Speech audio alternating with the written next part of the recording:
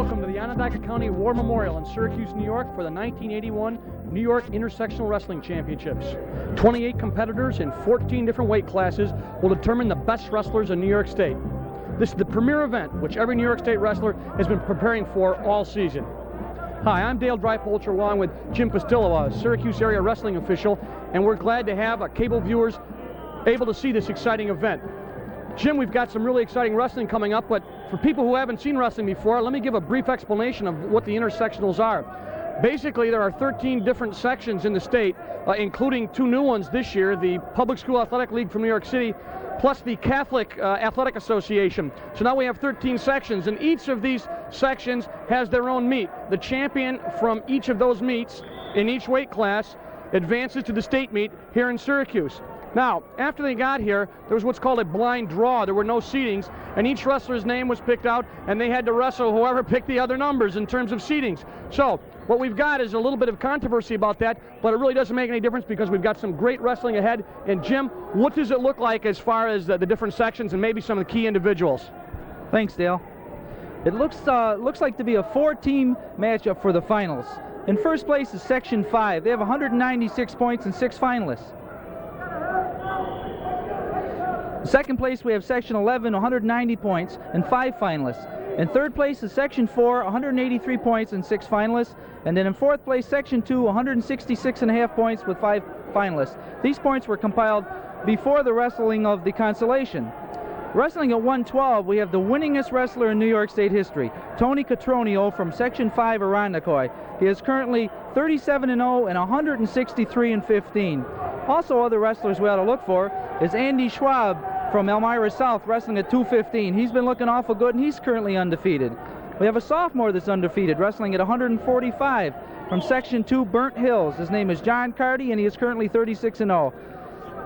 Local fans, for wrestling for Section 3 in the finals, we have from Oswego, 177-pounder Jim Matson, and also John Pauley wrestling at 91 from New Hartford.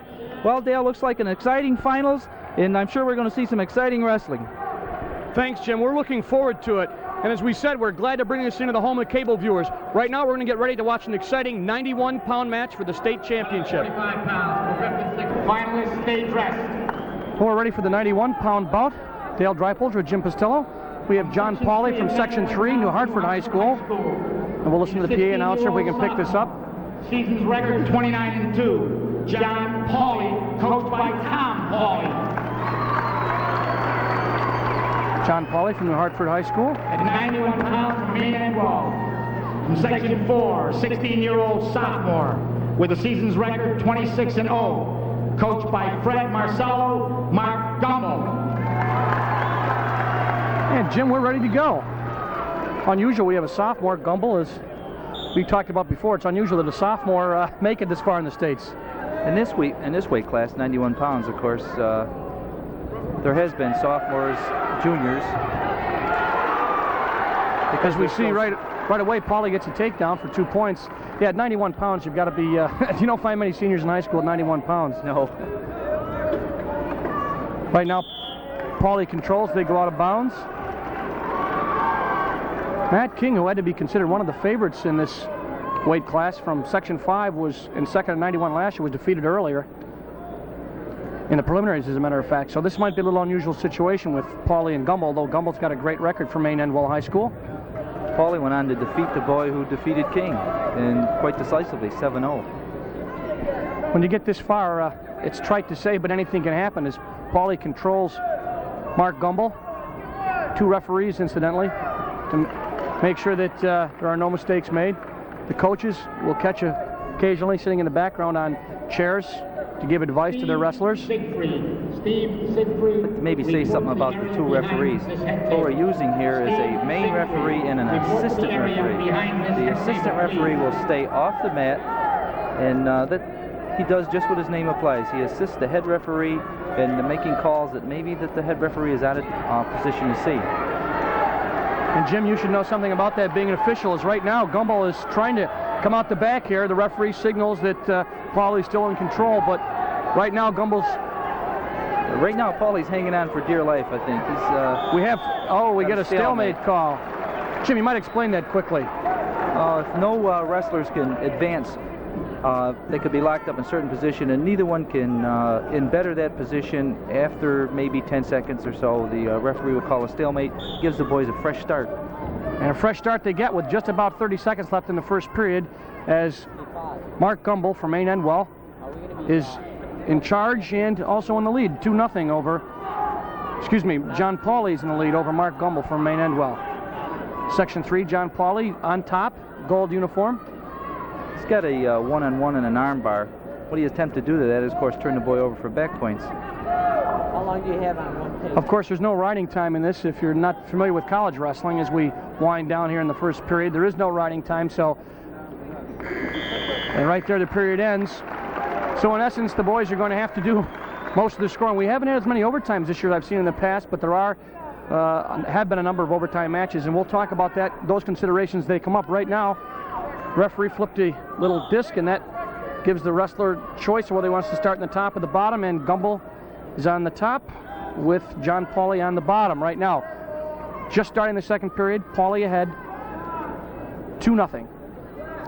Right now we see a little bit of leg control here by Gumbel as he trying to get some back points. The man in the bottom is actually in a little better position to score in terms of things he can do. He can escape, he can reverse. The man on top actually has to turn him over. Right now there might be some considerations as the referees look on. Jim, a little bit about stalling. We may get, as right now, Pauly's cranked over by Gumbel. No back points. He called no back points. Potentially dangerous. Well, the fans don't like that, but that's what happens. Incidentally, potentially dangerous means just that. If the referee feels that one of the wrestlers is in danger of being hurt, he'll stop the move, and he did right there. Right now, we're adjusting some headgear, but Jim, we'll see a lot of those potentially dangerous. Yes, they try to protect the kids. That's one of the main reasons.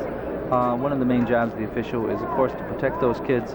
And if it looks as if there's a dangerous situation come up, they'll call that potentially dangerous and allow the kid a chance, not to get hurt. We had quite a few injuries in this tournament so far. Yeah, it's a good point. There were a number of injuries, and I don't think anyone is running scared, but they definitely are.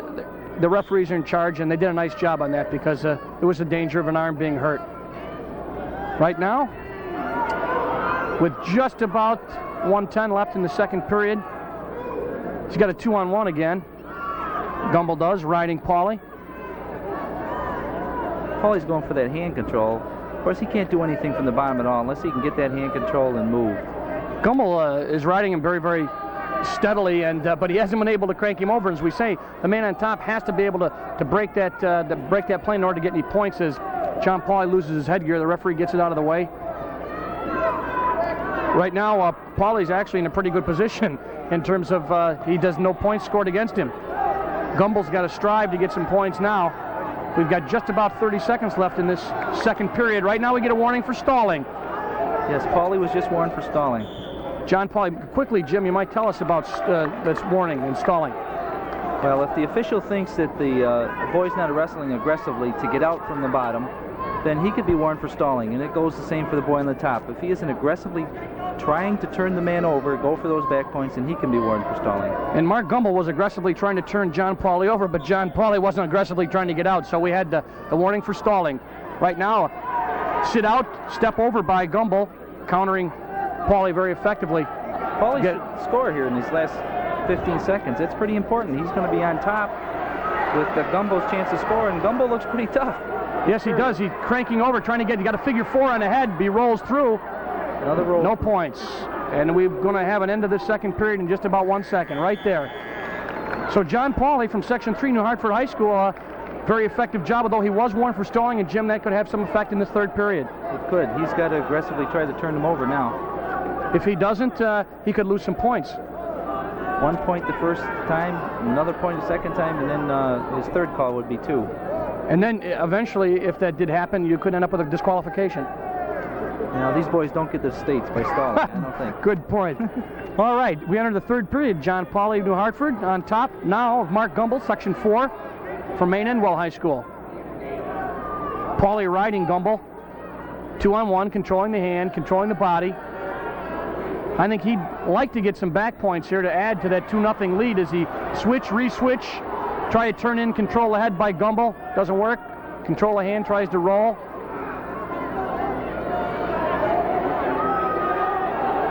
Right now, Paulie's got sort of a half Nelson as they near the out of bounds line, not in danger of going out of bounds yet. Referee signals Paulie is still in control. Court says they're coming up with the legs. Something about the Again, John Paulie ahead 2-0. Working on Mark Gumbel. Experience counts a lot in the States, and as we said, even though 91 pounds, you generally find some younger boys. Once in a while, you'll find a junior or senior at that 91 pound in weight class, and experience counts a lot. Right now, Gumbel is down 2-0, and he's got his work cut out for him. 1:11 left in the third period, although he's in a good position being on the bottom.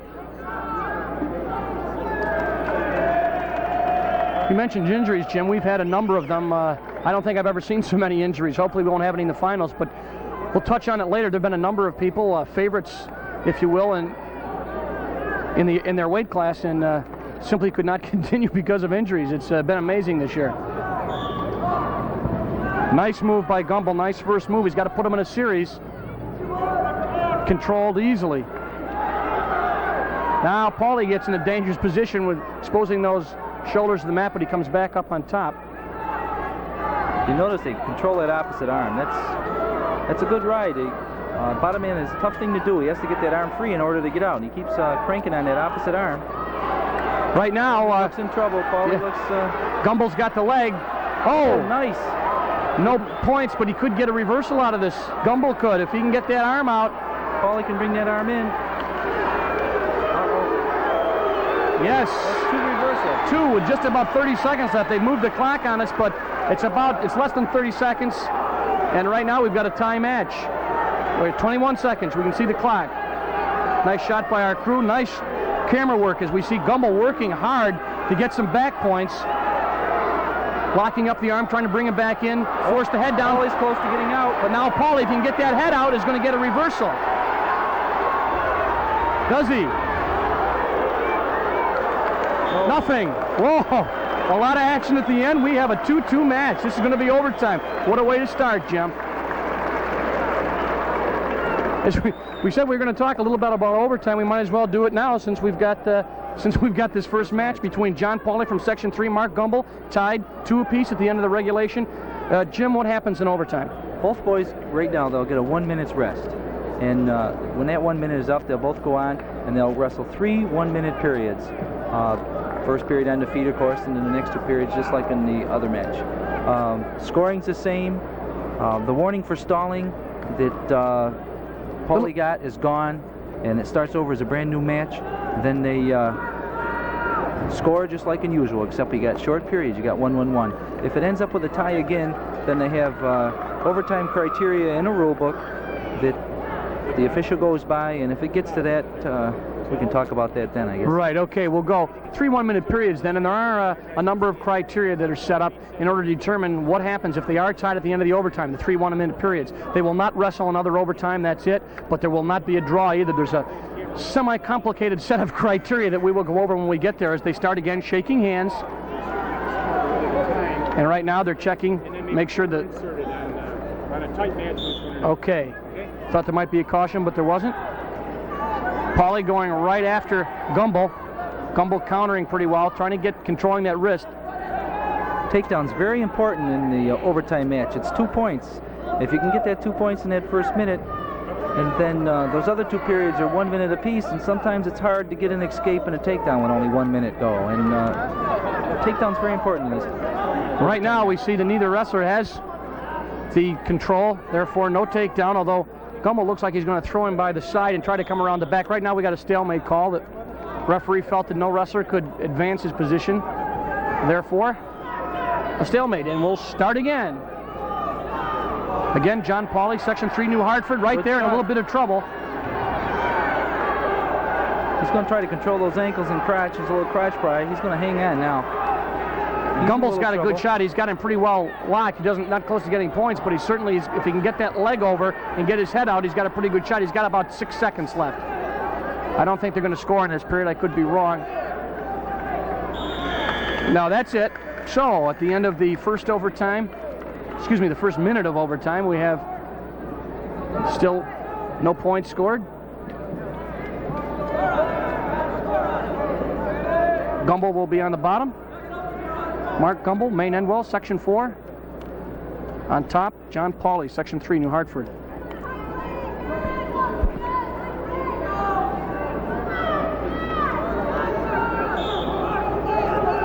Stand up by Gumbel. Pauley had trouble riding Gumbel in that regulation match, and Gumbel rode Pauley the whole period. That's right. Brings him to the mat with some authority there. We got a timeout. We got an injury time. Jim, I think everything that can be happening in wrestling is happening in this match. How about a little bit of explanation on on your injury time? Both boys get 2 minutes injury time, and he has 2 minutes. The clock will start. He'll get 2 minutes to recover from the injury, and this 2 minutes goes for the whole match. So each injury keeps adding up. If the boy uses 1 minute, then the next time he gets injured, he only has another minute left. Well, they're ready to go. The coach doesn't want to use much injury time. Yeah, he might need it later. Right now, we've got 47 seconds left in this second period, 1 minute period in overtime. Gumbel controlled. Appeared to be a little dazed after that. He was brought hard to the mat on that, but apparently he's all right as he is being ridden hard by Pauley from New Hartford. Pauley controlling that far side arm, trying to get the half in. You can see that Gumbel's got his head down, and if you have that down for a long time, it seems to indicate to me, Jim, that they're having a little trouble moving on the bottom. Yeah, you'll hear the coach yell, "Get your head up, get your head up." You'll hear him yell that all day. It's been a long day for these boys. Here it is, 8 o'clock at night, and they've been wrestling all day yesterday, all day today. Let's see. Pauley was just warned for stalling. Yes, he was. Pauley from Section 3. Then that could be an important factor in the criteria if this match ends up tied at the end of this period. Pauley warned for stalling, but you make a good point, Jim. It has been a long day. If you get some close-up looks at these wrestlers, cuts and bruises. It's by nature, it's not really a vicious sport, but when you wrestle 5 matches or 4 matches in a day, we're not just talking about the finalists. Now we're talking about the men and the wrestlebacks.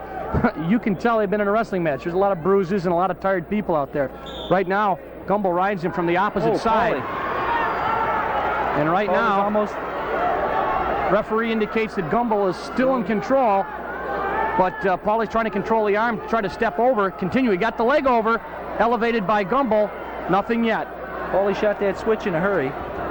Gumbel's countering very effectively. Right now, Gumbel got out of that. He was in a little trouble there for a while. Yes, he was. Nice step over had been executed by Pauley, but it was to no avail, as right now this match is winding down with 27 seconds left. Pauley was warned. He's going to move. He's got to move or he's going to lose this match. Of course, he's tied up pretty good. I'll say right now, Mark Gumbel is riding an arm, and he's not trying to turn him over. No, you may. Like he's just hanging on. He's got 14 seconds, 13, 12. If this match ends as a tie, I got to think Pauley's going to win because he got that takedown, and one of the criteria along down the line is the most takedowns, and he got the takedown back in regulation. What about the warning for stalling? Will that have any? No, that's later on down in the criteria. Okay, right now you see both boys tired, congratulating each other. They don't know who's won. This is they'll have to go over to the scores table, decide looking at the criteria. Pauley got that first takedown. I believe he's got this match. Okay, Jim. Jim Pistello, a local wrestling official. Right now they come out. Both wrestlers will shake hands. You're right.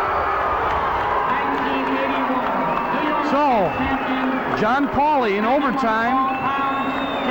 Section 3, New Hartford defeats Mark Gumbel, Maine Endwell, Section 4 in a great match.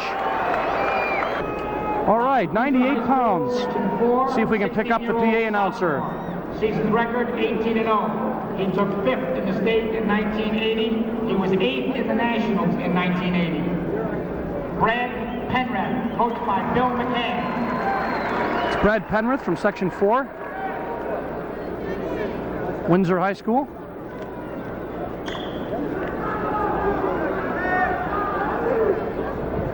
Don Ophuls from Massapequa High School, Section 8. And again, we have a sophomore in this. Penrith was 5th last year. A lot of people figured he would do very well this year.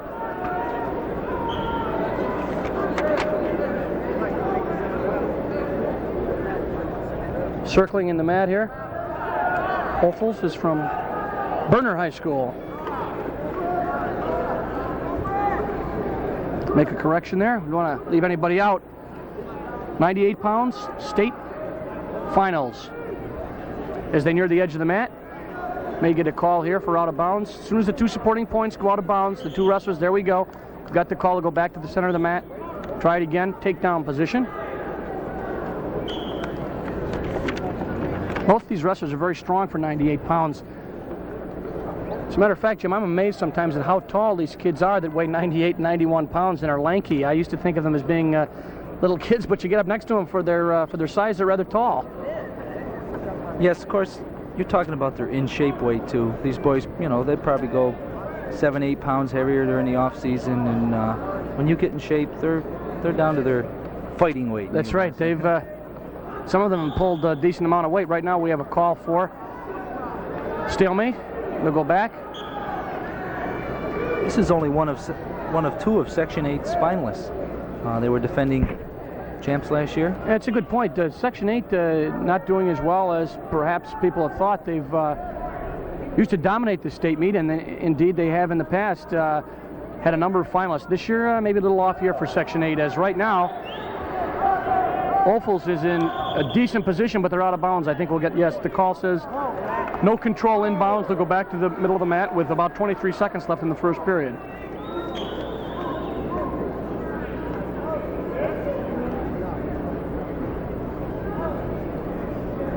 Opals beat one of the Catholic high school entrants, I believe, to make it in here in the semis. We've got two new entrants this year, the Public School Athletic League from New York City area and the Catholic High School Athletic Association. So the state has grown to 13 sections as Opals is just, no. Thought that Penrith had a chance to take him down, but the buzzer ends, ending the first period, nothing. 91 pounds, place of Jim, there's quite a bit of discussion the fact that in the finals sometimes you don't get as many good matches because everyone's cautious. Do you find that to be true? Well, you might not get the pin that comes associated with what people love to see in wrestling because, you know, you got two champions up there, and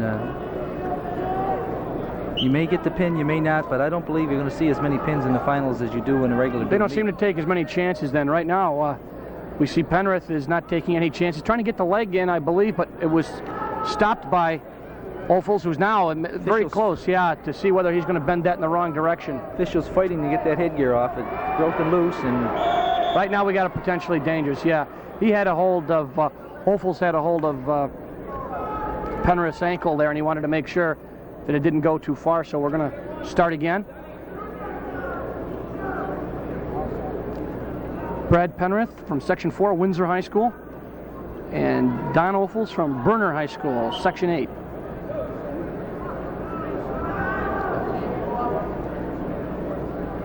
And we'll see. I haven't seen you don't see legs as much as you used to, Jim. Right now we're seeing Penrith trying to get the leg in on Opals. He has a little trouble. Good countering by Opals.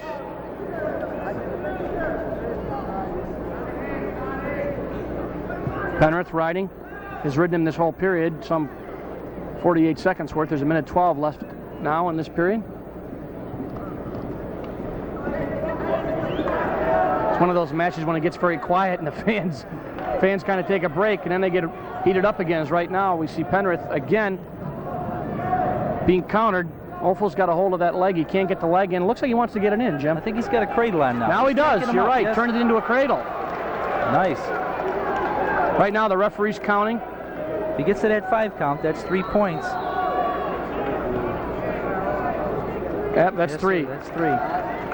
That gives Penrith 3 points for a near fall. Back points in the vernacular of wrestling. He used that leg right to put in a cross-face cradle. And, that's right, and then he lost the leg and kept the cradle. So Penrith has got 3 points as he now really stretches out on that leg. Go ahead. A good leg man to do that. He uses that leg to control the man, and as the guy's worrying about getting out of the leg, he'll put that cross-face in and get the cradle on the opposite side and slip out of that leg. And good point, which is exactly what Brad Penrith did. He got him concerned about the leg and then slipped that cradle on, and he got 3 points. So with just about 14 seconds left, Penrith leads 3-0. Ophuls trying to move on the bottom. Been unsuccessful this whole period of making any kind of move other than stopping Penrith from getting legs in. Right now we're down to just about 1 second, and that'll do it. Section 4, Dale, stands an outside chance to win this tournament. They have 5 guys in the finals, and they're in 3rd place with 189.5 points. A win by Penrith would help them, obviously. We might talk on that about a little bit. These boys, when they get to the finals, if they win, that's an extra 4 points. So if Penrith win, his section will get an extra 4 points. Of course, if he pins, he'll get an extra 2 points. And if he wins by a superior decision, he's going to get 1. He just got. Speaking of 2, he just got 2 points right there. 2 match points. That makes it 5-0, Brad Penrith. Section 4, it's nice to see them come back. They've got a chance at winning. In the past years, they had some fine wrestlers. They haven't been in the running for the sectional championships, but as you said, they're in 3rd place, and right now Brad Penrith trying to give them some extra points as he's controlling Don Ophuls from Berner High School in Section 8. Score 5-0. Penrith ahead. Very methodical. Penrith is very methodical. I mean, he doesn't seem to panic. He just works and works and gets the leg in, try to get the points, and he's making Ophuls really do a lot of the work. He's really got that leg in. He's a control type wrestler. As we said, interesting to note, legs. You don't see them much anymore, I think mostly because of the fact that the international competition does not stress any type of that kind of control. Therefore, it's not used as much. But Brad Penrith using it to good advantage. But right now, Ophuls making a run in a reversal, but now controlled. Penrith trying a little guillotine. And you notice it, referee checking right there. Good move by the referee, potentially dangerous. That's a painful hold. Yes, it is. That hurts. They don't call it the guillotine for nothing. Yes, that's right. It also makes the wrestler who's having it applied to him either has to turn over or fight it. And hopefully now the referees, if they think it's putting too much pressure on the arm, they call it. It used to be in the old days you could get away with a lot of pain and a lot of pressure. Right now Penrith goes right back to the leg ride, trying to get the leg in. Looking for the cradle now also. He's got a... He's got the crossface. Oh, slipped out. 20 seconds left. Penrith completely dominant so far, not giving up 1 point in this match. As we said, a win by Penrith will certainly help Section 4 as they begin to clap, as the clock winds down with about 4 seconds left. And that's it. Very nice job by Brad Penrith from Windsor. Very yeoman-like effort. Just rode him and did what he had to do. So Brad Penrith, 98-pound champion, defeating Don from Windsor High School, defeating Don Ophuls from Berner High School in Section 8. Section 4, 1980, 3rd in the states in 1979. All right, as we catch the Empire State Games, PA announcer, 1980, coached by Paul Gillespie. Introducing Al Palacio. Al Palacio, 98-pound champ last year, 32-0. Brian Keys, his opponent. In Section 9, 17-year-old senior at 105 pounds with season record 30 wins, 2 losses. 4th in the states at 98 and 1980. Brian Keys from Port Jarvis. Wrestling varsity, coached by Roy Hollick. Brian Keys. All right, so we have Al Palacio, won at 98 last year against Brian Keys from Section 9, Port Jarvis. This should be a good match. I watched Palacio a couple of times, Jim, and I was very impressed with him. I also saw Keys and was impressed with him, but I'd have to give the edge to Palacio. Yeah, they both wrestled the same weight class last year, and Palacio won, and Keys took, I believe he said 4th? Yes.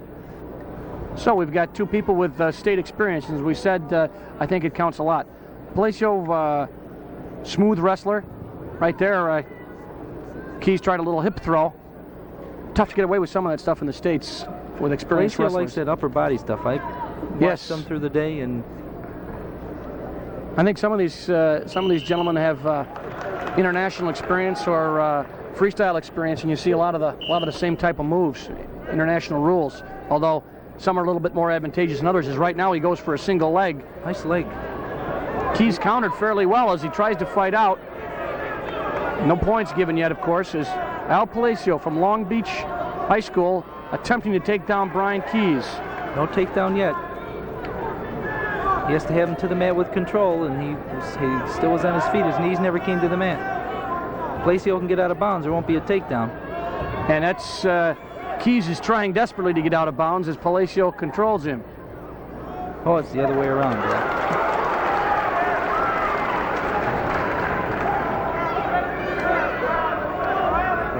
Palacio from Section 8 in the green, or I don't know how it would come out on a black and white television. But you can see the 8 on his shirt when he stands up, and Brian Keys, Section 9, Port Jervis.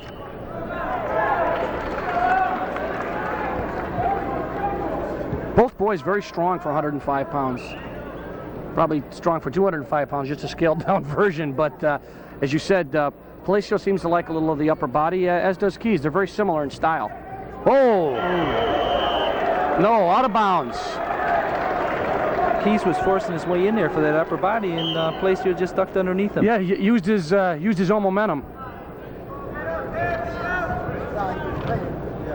Right now we've got no score with just about the end of this first period.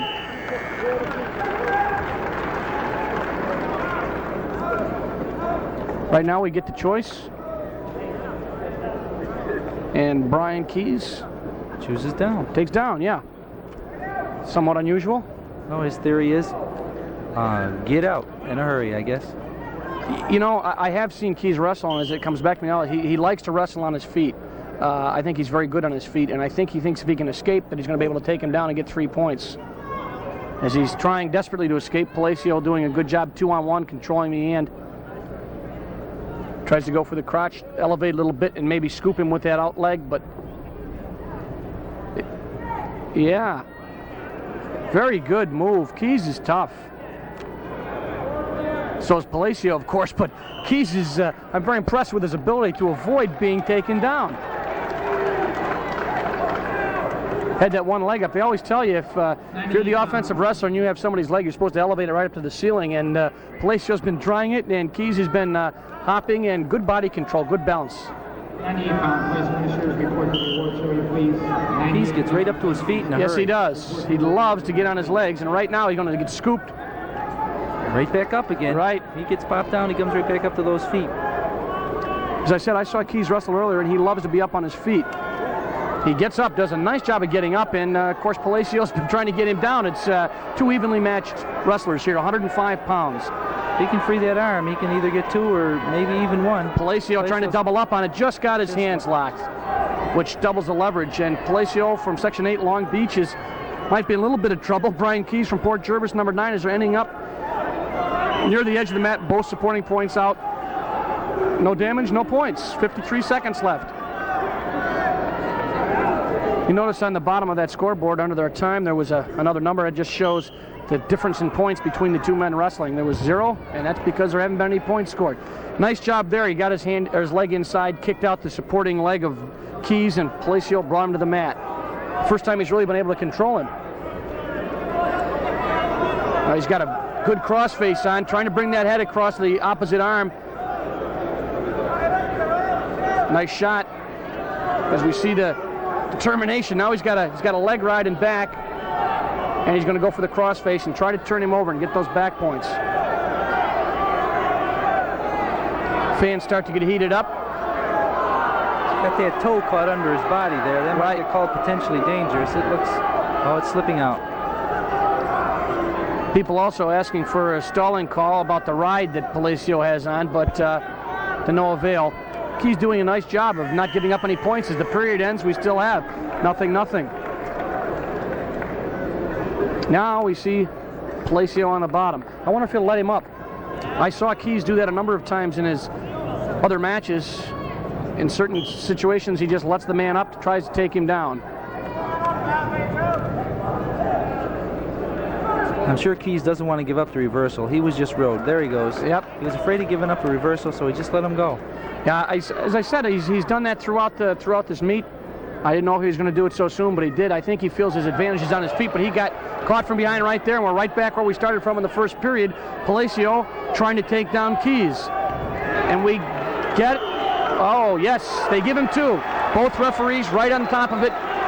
98 pounds. Both agree, yes. Work for the awards area. So right now, Palacio's got a 2-0 lead over Brian Keys. When they came to the mat, Palacio's knees came down inbounds, and he was definitely inbound, so that's 2 points. Good point, Jim. And as I said, we've seen a lot of this people up on the feet, breaking him down again. That's a warning for stalling for Palacio. Both boys on the feet, you got to try to bring them to the mat. You can't just hold them there. Palacio was just warned for stalling. That's right, and I think Bull, as they come out, just missing the wood. Nice job by the referee to stop him. Good point now. Palacio has been warned. One thing I did notice about Keys is in his other match, his semifinal match, he got a little tired in that third period. And of course, being on your feet and being taken down like that, as we see right there, does take a lot of stamina out. As we see, 3-point difference, 1:05 left in the third period. Al Palacio hoping to repeat state champion last year at 98, this year at 1:05. 58 seconds. Now he's got him in a cradle. He's got Keys on his back. He'll just be content, I think, to hold him here as long as he can. Oh, there's the first count. Yep. So he's got, now he's going to get 3. One more? Yes, there we've got 3 points. The referee counts to 5. What's the angle on that, Jim? How far do the shoulders have to be? Shoulders have to break a 45-degree angle, or both shoulders have to be within 4 inches of the mat. For 5 seconds or a 5 count? Well, momentarily is 2 points, and for 5 seconds, then it's the 3-point. Right, and as we see, that was 5 seconds. Therefore, 3 points for Al Palacio. 6-0 lead over Brian Keys from Port Jarvis, Section 9. Palacio, of course, in Section 8. Champ last year at 98 pounds, and a very good bet with 10 seconds left to repeat this year as a state champion. And that's no mean feat. Right now, as the crowd begins to count down, Keys unable to get out. 2, 1. 2 good athletes. It's a cliche, but it's too bad somebody's got to lose. But in that instance, Brian Keys was the man that had to get beaten. So Al Palacio repeats 33-0, undefeated, 105-pound state champion, defeats Brian Keys from Port Jarvis, 6-0, New York State Finals. 100. High School, 18-year-old senior. Ed Morales and Tony Catronio, 112 pounds, as we listen to the PA announcer reading off their credentials. Catronio, very well respected, as is Morales, but I've heard a lot of... 163 wins and 15 losses. Tony Catronio. As they mentioned, Catronio is, I believe, Jim, the state's leading winner of all time, 163 wins from Irondequoit High School in Section 5, and he's against Ed Morales, Section 11, Sachem. And Catronio goes right to work and gets 2 points quickly for a takedown. And he doesn't fool around. He's going to try to put him on his back. Trying to get a reverse cradle. Hooks the leg. He's going to try to dump him over, and he does. Nothing yet, no score. No back points. 2 points, of course, by Catronio on the takedown, but he's trying to get back points. Boy, he just lets him go over. He's going to get some back points this time. This is an important matchup for team competition because Section 5 and Section 11 are only 3.5 points apart, with Section 5 in the lead. These head-on heads help you out in the team competition. And they meet 5 and 11 meet each other 3 times, so this is an important match for both sections. And right now, Tony Catronio from Irondequoit High School, Section 5, is doing a good job of controlling Ed Morales from Sachem, Section 11. He's got only 2 points on the board, but he's got some back points coming. As soon as he breaks the hold that he's been using, we'll see them award the points. I would assume we've got 53 seconds left in this first period, and again, Catronio rolls him over. He's got that leg lock, reverse cradle. 40 seconds left in this first period, 112-pound championship.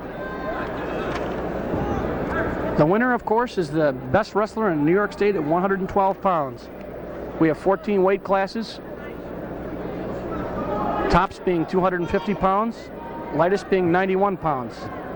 2 matches or 2 weight classes that aren't always done during the year in dual meets, and we do get the award for the 2 back points. So Tony Catronio of Irondequoit got a 4-0 lead over Ed Morales from Sachem.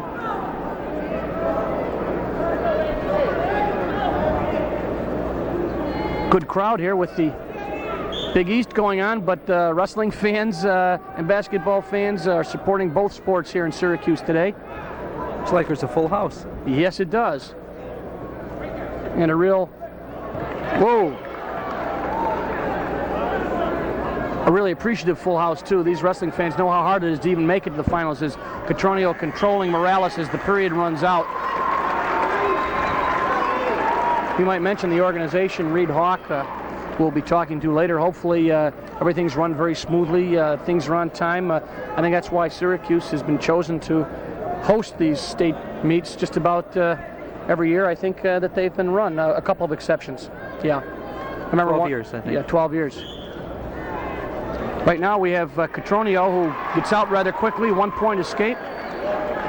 And Morales seems to be a little bit over his head with Catronio. Of course, Catronio, as we said, this champion in terms of wins in New York State. 163, Jim, is that what it is? That's what it is, 163 wins. Obviously, you can compete in these championships, 8th grader, if you can wrestle varsity, and I would assume that Catronio must have wrestled as an 8th grader to rack up that many wins. There have been a number of young men who've been able to wrestle in these state championships in 8th grade, and that's just a little short of amazing. Right now, Catronio on his feet, trying to get a takedown on Ed Morales. Morales shooting, they go out of bounds. We got a warning, stalling. Catronio warned for stalling by the referee, for backing off the mat, I believe. Not attempting, not trying to work for anything on his feet, just countering. As right now, he's going to have to counter. Catronio's strong, Jim. He just lifts those arms up when he wants to make his move. He's smooth. He took 3rd last year at the same weight class. Right offhand, I don't know who beat him, but the guy had to be awful good. Yeah.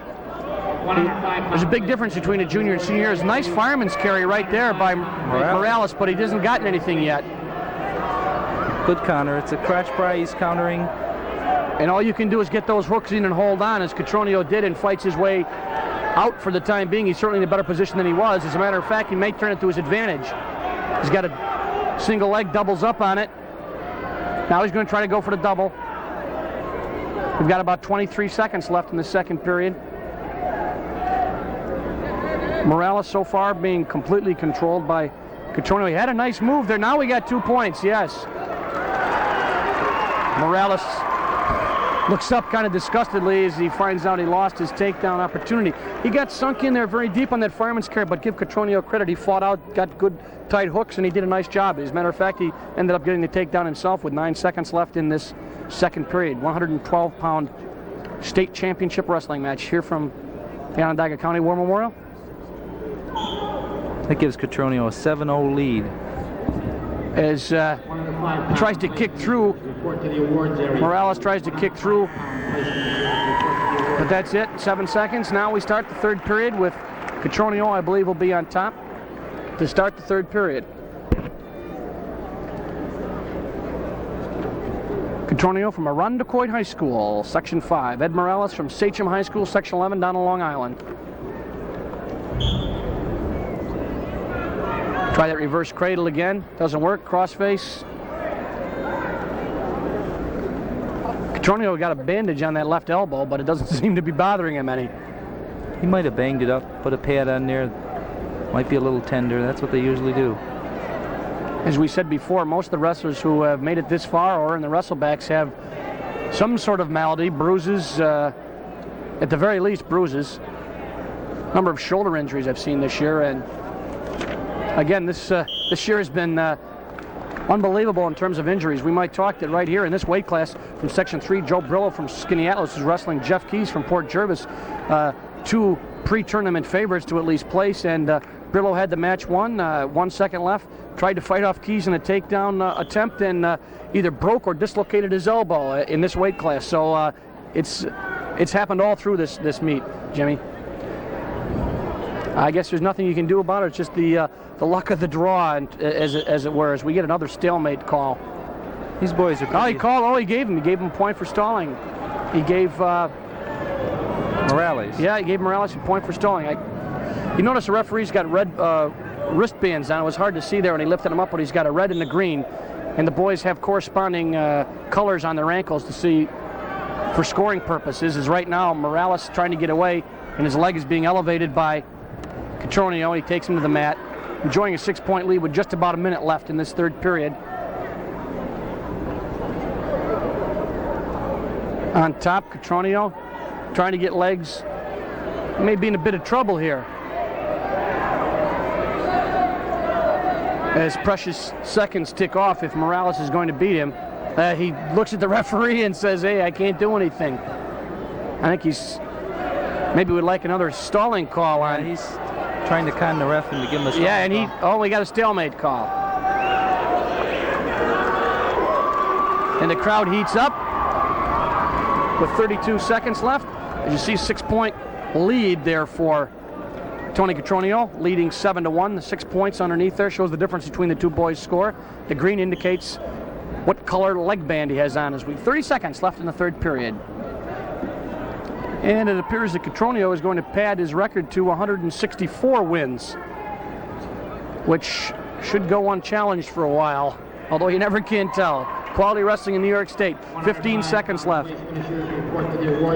Morales might get a late couple of points here in reversal. Yes, he's going to, yep. Well, it's academic.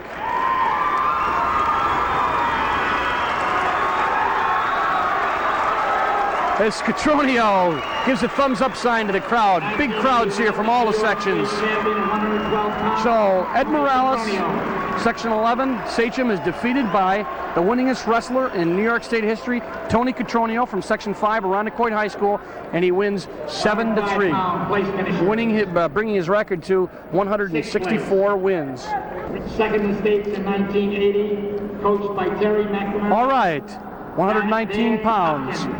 Dan Hopkins from Comac South, Section 11, against Doug Watson from Burnt Hills, Section 2. From Burnt Hills High School, Section 2, 17-year-old senior, season's record 32-0. Hopes to attend Laterno College in Texas.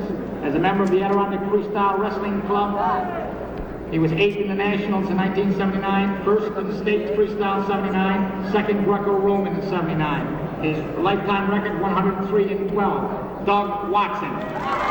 All right, and we're going to hear a lot of cheering because Jim Pastillo, this Section 2 group from the Albany area, has brought a lot of people here, and they've been causing a lot of noise to reverberate off these walls these last 2 days. And from Burnt Hills, Doug Watson from Section 2, and Dan Hopkins from Comac South, Section 11.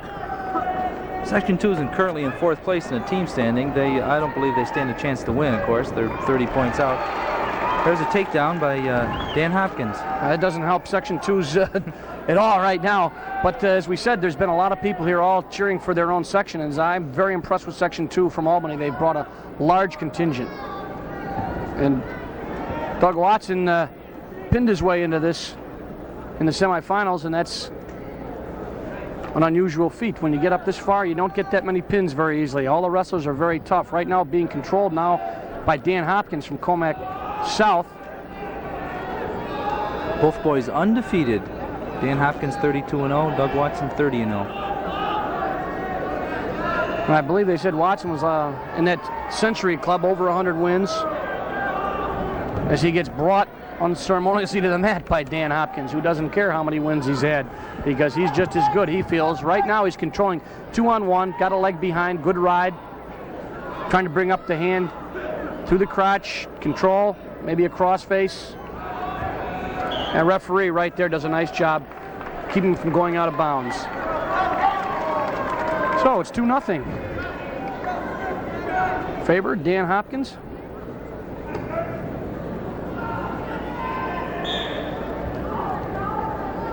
Both boys very strong, and watching them on their ways up to meet in this final 119-pound weight class. Unusually enough, when I watched Watson was behind 6-2 when he pinned his man, and there wasn't very much time left, so Watson might be considered to be fairly lucky to be here as he's struggling to get out of the hold of Hopkins. And we get a warning for stalling on Hopkins from Section 11. He has been warned for stalling. Can't hang on to those legs and just hang on and ride with them. You can get away with it for a few seconds, but then you're going to get that warning call.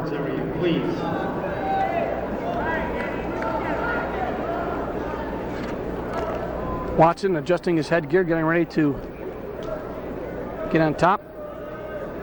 See if he can get some points. He's down 2-0.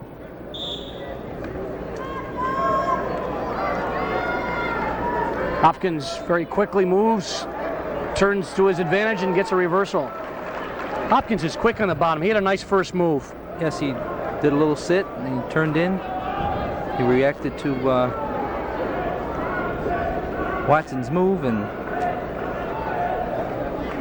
right now he's trying to get some back points. A little sloppy, but he's got a good control, very strong.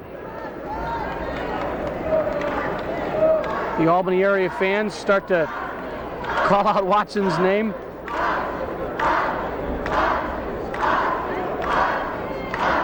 Currently down 4-0 now as Hopkins gets on. Looks like he's working for a leg, trying to control a hand. He's doing a little crab ride there. Yes, he is. If he touches those hands, he could be in a little bit of trouble, but now he's going to get the leg in. Now, of course, the standard operating procedure is try to elevate the leg and get out, and that's exactly what Watson's trying to do, and turn it to your own advantage by controlling the arm and levering it, but we'll see. A lot of people yelling advice, Jim. Yep. Right now, Hopkins going to hang on, try to get those hips out. He might even just hang on and hope for a stalemate call. As you mentioned, he did slide his hips out. He's in pretty good position. As a matter of fact, he comes right back on top. Good point. Hips are very important in wrestling. If you get them underneath you all the time, it's very difficult. Hopkins got his hips out, slid them out, was able to come up around and get a little bit better leverage on Watson, and he had been in trouble for a minute. Now he's back to the 2-on-1. Some of these wrestlers remind me of Gene Mills. They ride so far out to the side, trying to control the body, pull it in, as we get a 1 point for red, green stalling. So Doug Watson benefits by getting 1 point as Dan Hopkins from Section 11 is called for stalling. What was the reasoning there, Jim? Well, he wasn't really trying to turn the boy over. He's riding with that cross arm ride and little arm cross arm ride, and he wasn't really trying to turn him over, and he was warned for stalling once, and that's it. That stalling call sometimes really gets these guys going. Yeah, as you say, some will react very effectively, but right now we've just got another point for Watson as he got an escape, so he's only down 2 points, 4-2 as this second period winds down. And that's it right there. So Watson in a little bit better position than he had been. He's only down by 2 points in this 119-pound weight class, and Dan Hopkins has already given up 1 point for stalling. And Hopkins is on top, so he's going to have to work pretty hard. Hopkins going to have to try to turn him over. He got that stalling call. He's not going to be able just to hang on and ride. He seems to do the same move every time on the top. He's got that arm locked pretty well if he can. Now they're going to be out of bounds.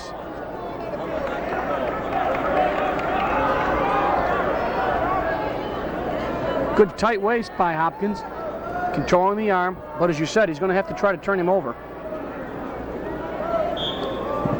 Brings that elbow in tight, slides his hips up, tries for the 2-on-1. Oh. Hopkins seems to rely on the crab a lot. First move from the whistle, he sits and may look like he's just sitting down, but that's his way. He sits in there with a little crab and he counters everything that Watson's going to do. Did a nice job there, scooping the leg out, as you said. Watson trying to stand up, and I guess you have to do with what got you here. And if he uses a crab, and he has used it very effectively, who can complain? And right now he's a little high on Watson. Watson may get out. He's going to get one anyway. Yes, he does for an escape. It's 4-3. We got a whistle. Yep. Shoes are untied. Okay. Good eyes, Jim. We got 1:08 left, I believe. That put Watson in a good position. 4-3. If he can take him down, he's able to win. And by the same token, Hopkins can't afford. He's at a stalling point. He can't afford to relax either. So this should be a tough 1 minute and 5 seconds. Right there. Hopkins got the ankle. Good pick. But Watson trying to get the hip in, get the leg in. He's got a leg in. No, he doesn't have it yet. Not yet. Oh, now he's high. Hopkins trying to come out the back. 40 seconds, 39 seconds. Still no points awarded. We said this last minute was going to be tough, and it's brought the fans alive as Watson throws a half, and he gets 2 points. He might get some back points, but he's awfully high. He better get around back. Hopkins got 20 seconds to score. He's down by 1. He's going to try to, Watson going to try to control. What do we got? He just got to take escape, called neutral. Both. We're even, 5-5. 5-5, tie score.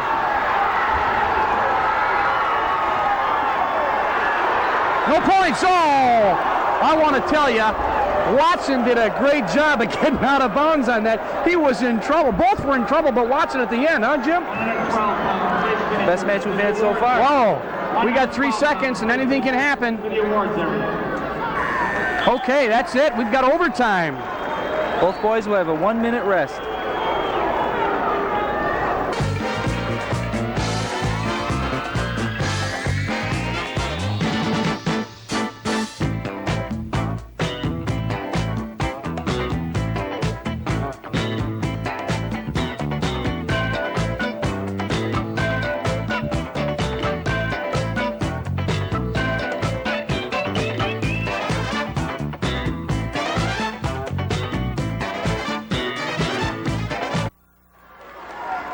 Well, we've got some exciting match.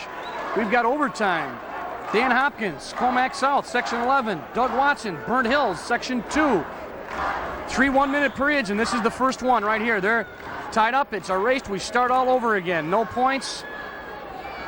It was an exciting match.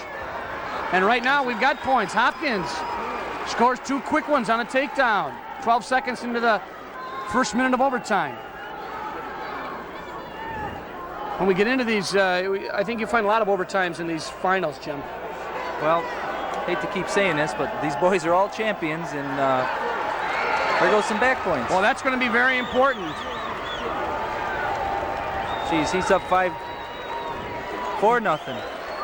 5, I believe. He gave him 3. Yes, yep, it's 5-0. Tipped him on his back. Just use that. Ran the hand up through the crotch, got the hand and turned him over on his back, almost like a stack. Right now, Hopkins is riding him. He's hanging on for 2 seconds. And that's it. Well, Hopkins very impressive here in the first minute of overtime, racking up 5 points to none for Doug Watson. Conditioning comes a big factor when overtime. Good point. I was just going to say, not only have these boys been wrestling a lot here in terms of the overtime, but they've been wrestling all week, and conditioning, as you mentioned, Jim Costello, is a big point. Right now they start, and Hopkins again controlling. Doesn't seem to be using that crab as much as he did in those in the regulation. No, he might have thought that that got him into trouble and cost him to go into this overtime, so maybe he's going to give it up. He has been a little bit more aggressive than he was in that third period. He's got that leg kind of trying to stack if he can bring him back over. Kind of a cross body ride. Now he lets it go. Both boys are tired. I think Watson seems to be the more tired of the two right now, as Hopkins riding him hard and in control with a 5-0 lead in the second overtime period. Watson trying to shrug it off, and whoa, he's going to get an escape. Yes, Watson has an escape. He just kind of threw him out there. Luckily he turned in. He might not have gotten those points. But Doug Watson did turn in, and he got 1 point. He's 1 point better than he was at the end of the first overtime period. 5-1. As we get a nice shot of both close up there of Doug Watson.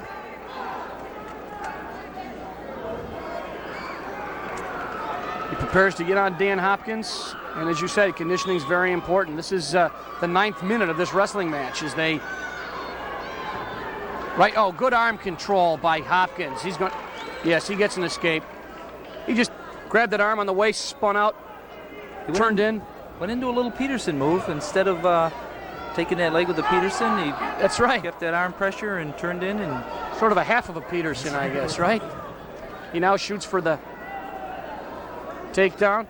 Hopkins has come on strong in the overtime. Well, right now we've got Watson again locking up the leg, locking up the head, trying to drive him over. 6-2, 6-3. But 18 seconds left in this match. Man on top, Doug Watson down by 3 points. Trying to get Dan Hopkins from section 11 on his back. He throws a half, tries to walk it up. No, we're going to get a full Nelson. Oh, we get a potentially dangerous. It was very, oh yes. Full Nelson, yes. Full Nelson, you're right. Good call, Jim Costello. The official didn't see it, but the assistant official saw it, and I think we all saw it right on the camera. That's right, which tells us why we have an assistant official. And that's why I have Jim Costello here as an official to help me out. So 7-3. This is just about it for Doug Watson.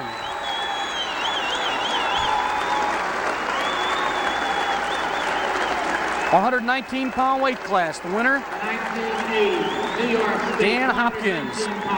Tape. From Comac North, 126 pounds, 17-year-old senior. You hear the PA announcer? Record 30-0. Fourth in the Nationals in 1979, second Easterns in 1979. Coached by Ralph Foreman, Pete Mankiewicz. At 126 from Johnson City in Section 4, an 18-year-old senior. Season's record 32-2. Hopes to attend Delhi Tech, lifetime record 133-7-1. Coached by Jack Stambro and Mike Bruce, Jim Latier. Two good wrestlers, 126 pounds. Mankiewicz from another wrestler from Section 11, one of the teams vying, or one of the sections rather, vying for the honors from Comac South against Jim Latier from Section 4, Johnson City. Interestingly enough, in this weight class, Jim, this 126-pound weight class, Mike Catania from North Syracuse was one of the favorites, and he was one of those stories that didn't quite make it, being eliminated after slamming Palacio to the mat and not being able to make it. And right now we have, by the way, Mankiewicz taking down Latier, getting 2 points. So this is another one of those weight classes where we had some injuries. Yep. Palacio was unable to continue. Catania was winning 4-0, and Palacio, I believe, was a neck and head injury, and he was unable to compete. As a result of a body slam, a technical ruling, and as much as they hated to do it, they had to eliminate Mike Catania, who actually was winning, as you said, when he was eliminated. As a matter of fact, Mankiewicz got by Palacio through a forfeit because he couldn't continue after being slammed. So Palacio got here kind of an easy finish, and he hasn't wrestled as many matches, but 119 pounds. Is being undefeated 30-0 from Section 11, and ahead here, he's got to be a good wrestler, as is Jim Latier from Johnson City High School, Section 4. Well, Mankiewicz won 2 matches to get here. He won one of the preliminaries and then the quarterfinals. Of course, when he was supposed to meet Palacio, he did get that forfeit. Gives you a little extra, I think, maybe you're not quite as tired when you can win like that. And well, he hasn't had to wrestle today. As we said, he should be well rested. Some people might say they're rusty, but not wrestlers, I don't think. Not when they've only wrestled twice in the last 2 days. This will be his 3rd match, and he's in control here, 2-0. And he's dominating for the time being. Some backs points. Yes, he will. And Latier is, he's got Latier fighting off his back. He's got his hand underneath him. I don't think he can pin him like that. Oh, looks pretty good now. Now he does, yes. We may get a pin here in the finals. This would help Section 11's team chances too, because you'll pick up 2 extra points for the fall. And right now we've got 15 seconds left if Latier can fight for 15 seconds. Nice bridge, nice arch. He's out of trouble for the time being. He gets 3 back points against him, of course. Trying to get his head out. He could get close to getting some points himself, but not fast enough, as he's down 5-0 as a result of that back points where Mankiewicz put him down very hard. I thought he was going to get pinned. He was lucky. I say lucky. He was fortunate, I guess. He did a nice bridge, got up off his back, and survives for the 2nd period. Now he's on the bottom. Jim Latier is on the bottom from Section 4. Mankiewicz with a 5-0 lead. We're going to have a caution here. That's a caution on Mankiewicz. What is that, Jim? What happens there? Before He didn't they take start? the proper position to line up. When he lines up in the top position, he has to have the hand on the elbow, the other hand has to be on the waist, the feet have to be in the proper position, head has to be in the midline. And he didn't line up right, so he was cautioned. If he does that again, it's going to cost him a point. All right. All right, we get a potentially dangerous call. Say Letier's 133-7-1. That's not a bad lifetime record. Won 133 out of 141 matches. Section 4, a lot of wrestling the last couple of days. Oh, now we're going to have 1 point, red. Again, as you mentioned, this is Mankowicz's second offense, not getting set, and it's going to cost him a point.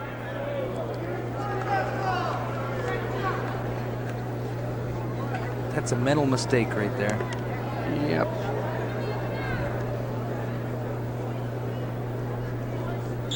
It might cost him later as he gets a leg in now, riding Letier. You know, when you get into the States, Jim, and you run up against somebody who's legs and you haven't wrestled against anybody all year who uses legs, they can put you at somewhat of a disadvantage as Letier tries to step over Mankowicz and counter that leg ride. Doing a fair job, but he's got his... There he is, right there. Reversal. 5-3 puts him right back in this match, and he seems to have been awakened. Got to hook the arm, tight waist.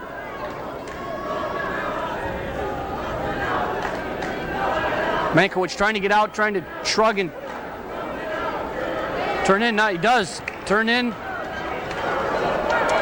Out of bounds. Okay, no change. The thing about Mankowicz is he throws a series of moves there. He didn't use the same move. Sat out, turned in, turned the other way, and put a lot of pressure on Letier, but Letier managed to get him out of bounds.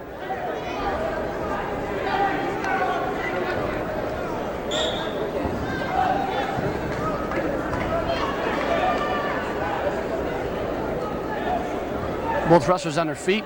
Mankowicz trying to rip off the hands. Letier trying to break him down to the mat. Standing switch attempt by Mankowicz. Countered by Letier. He's got a half in now. We're going to stand up. We may get a potentially dangerous call.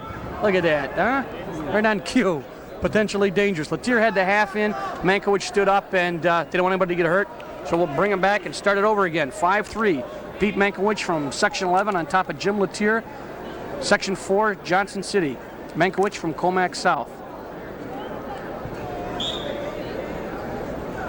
He goes to an ankle pick and tight waist. Does Letier. Now he... Sit turn. Get a little high there. Mankowicz got him up on a roll.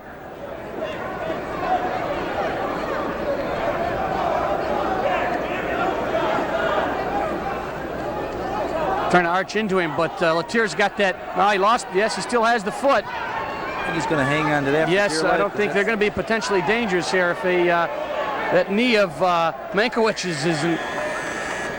Hey, Letier did a nice job to get out of being dumped there. He's only down 5-3 as we enter the third period. And now he has to turn Mankowicz over. The onus is on the man from Section 4. He's got to get some points. He's down by 2. He's got to turn over Pete Mankowicz.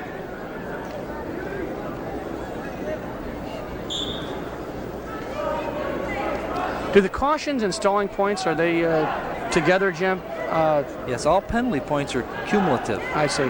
So if a boy gets, his first penalty point is 1, his second penalty point is 1, his third penalty point is 2. If he gets called for a fourth penalty point, then he will be disqualified.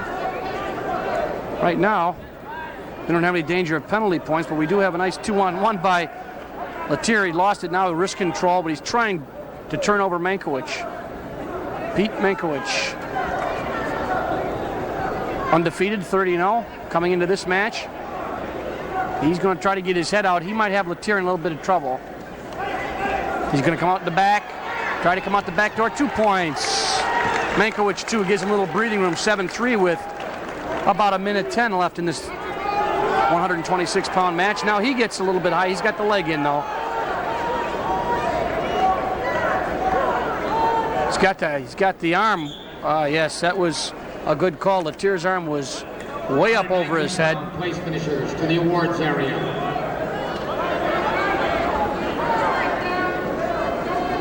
Letier's arm he's had quite a bit of use. It's bothering him a little bit. He gets into position, trying to come up hard, trying to control, trying to roll, hook the arm. Counter by Mankiewicz. Trying to slip in a half. Yep. Got heavy on the head there with those two hands. He's lost it there. 2 points. I think Mankiewicz, he just gave that up on purpose. He thought he didn't want to give up reversal and a back point, so he just went right to his stomach in a hurry, so he didn't give up an extra 2. And he's going to get 2 here if he can get his head out with 30 seconds left. We'll throw the half. 7-5. Pete Mankiewicz in the darker uniform from Section 11 on top by 2. 15 seconds left as we got a stalemate. Jim Letier's got 11 seconds to get some points on Pete Mankiewicz in this 126-pound New York State Championship match. 11 seconds to go. All Letier's really got to just try to crank him over. Yep, we'll see a lot of throw it and try to run that leg up as high as you can and turn him over. Crossface. Throw him to his back, anything. Yep, anything you can do. And Mankiewicz is just going to be real pleased to hold on to that leg because it's all over now.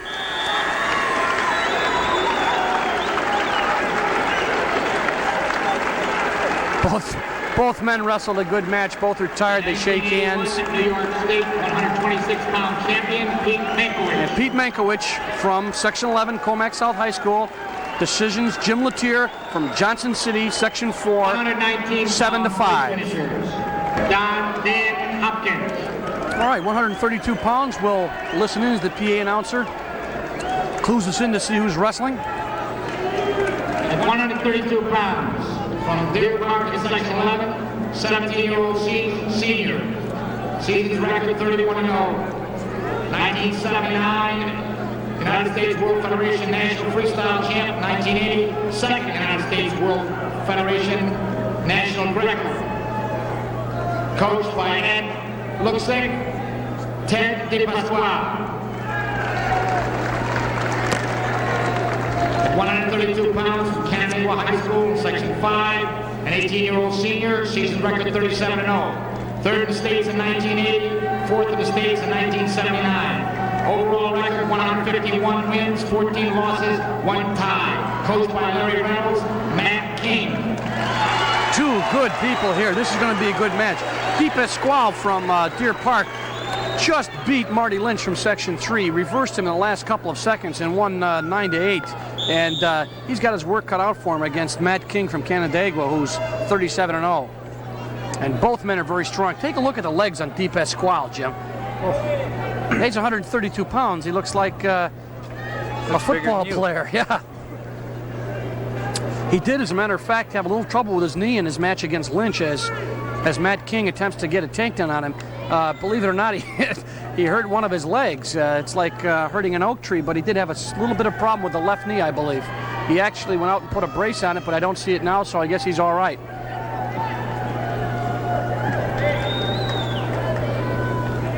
Matt King leading a contingent of very successful Section 5 wrestlers here this year, Jim. Yeah, Section 5, this is an important match too. Section 11 is moved to within a half a point of Section 5 in the team standings. And Section 11 only has 1 more wrestler to go. They only have the 138-pounder, so they got to hope to win the next 2 and hope for Section 5 to falter and their matches above. As we see DePasquale in a little bit of trouble as Matt King trying to go for a takedown. Yes, he gets it, or he should have it. Yes, he does. And they're going to go out of bounds. We might mention that Section 5 has never won a state championship as a section, so this is an important head-on-head match as we look at, we're going to have a little discussion now. As we see the 2 assistant referees, or excuse me, the 2 referees, one talking to the assistant, the main referee talking to the assistant. Jim, give us a clue. What's going on? Well, the assistant has maybe given his opinion, and he has told the head official that when they went out of bounds, there was no control at the time they went out of bounds, and there was no takedown. They talked it over, and the official agreed. Well, I guess that's what we have two officials for. Naturally, of course, the people who are rooting for Section 5 are displeased, and those rooting for Section 11 are very pleased. Right now, it's still 0-0, an apparent takedown, later taken away by the assistant referee. And we've got about 35 seconds left in this first period as DePasquale and King go at it. But the takedown, actually, Dale, was not taken away by the assistant referee, but he gave the referee his opinion, and he saw it from a different viewpoint. And I believe he told him that Mr. King there stepped on the line as they were coming to the mat. And of course, he had DePasquale in the air when he stepped on the line, so they were out of bounds. And right, good point. Good point. I guess it was, I should say, an apparent 2 points. Right now, we've only got about 10 seconds left in this first period, and no one's gotten a takedown yet. Both men had chances. As a matter of fact, DePasquale had King in a little bit of trouble, but they were out of bounds about 5 seconds ago as this period's going to end. And we have 0-0 tie. Matt King from Canandaigua, Section 5. Ted DePasquale from Deer Park, Section 11. DePasquale will be on the top. King on the bottom.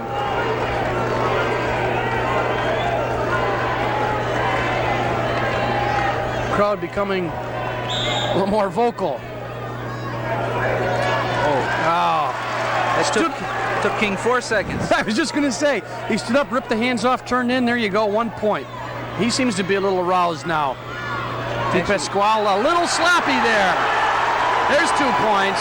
That's a takedown, no doubt about that one. When I say a little sloppy, DePasquale shot in, and then after his move wasn't any good, he started to get back to his feet.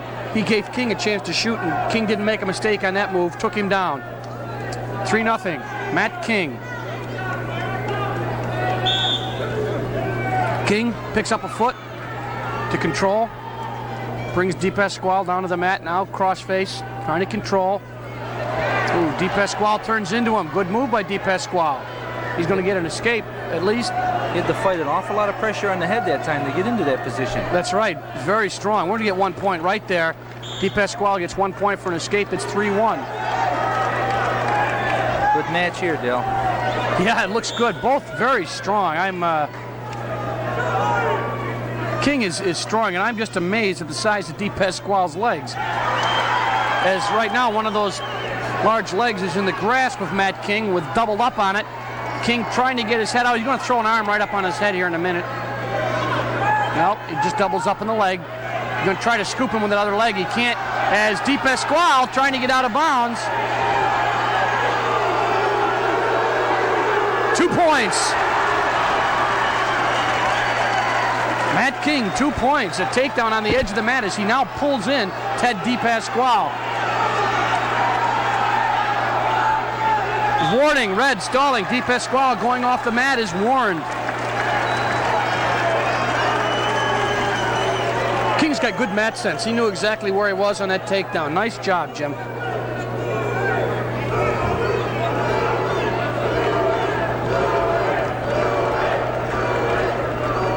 We have an official. No, just checking his. Okay, yeah, we have a bloody nose. To the stage area, please. Matt King. These bloody noses aren't unusual, Jim. No, they happen. I'm amazed that we're into the 132 pound and we haven't had a bloody nose yet.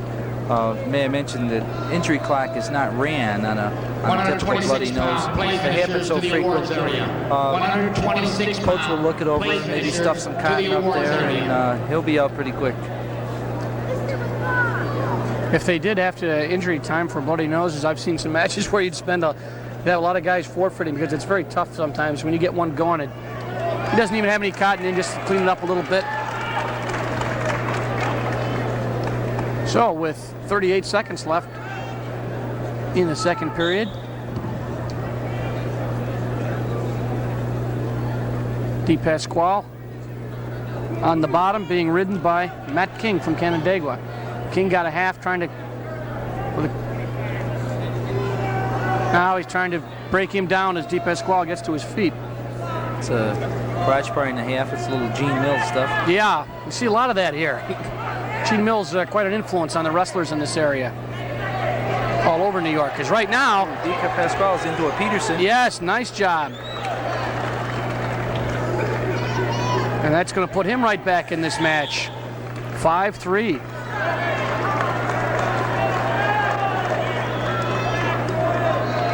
Oh, we got a little tighter match than we did before. It looked like DePasquale might be completely dominated, but as you said, nice Peterson gives him 2 points, gives him a reversal just before the buzzer, so he's only down 2 points, and he's on the bottom. Got quite a scoring opportunity. He tried to just shoot straight out to get an escape. King elevates the leg. He's going to try and scoop with that other leg. He does. Being escaped there, yes, both up. Yes. 5-4. 5-4 now.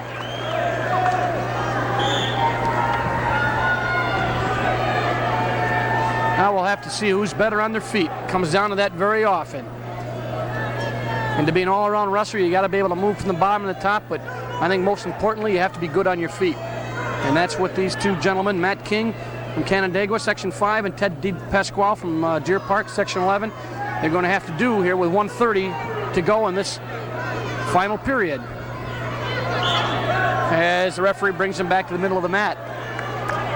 This could go either way. DePasquale gets a takedown. He's going to have a 6-5 lead. DePasquale's been warned for stalling once, I believe. Yes, he has. And maybe that might have a factor. I can't see how he could afford to stall. Or if he gets that leg up again and DePasquale goes off the mat, you might get an opinion. You know, you don't want to take a chance like that. If I were a wrestler, I wouldn't want to take that chance. But so far, it hasn't come to be. We got 105 left.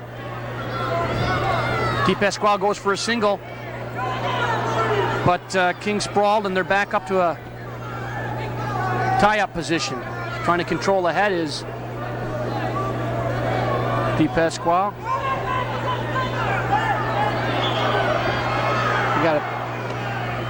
He had his finger caught in the chin piece of his headgear. That's unusual. Referee breaks him as, oh, right there.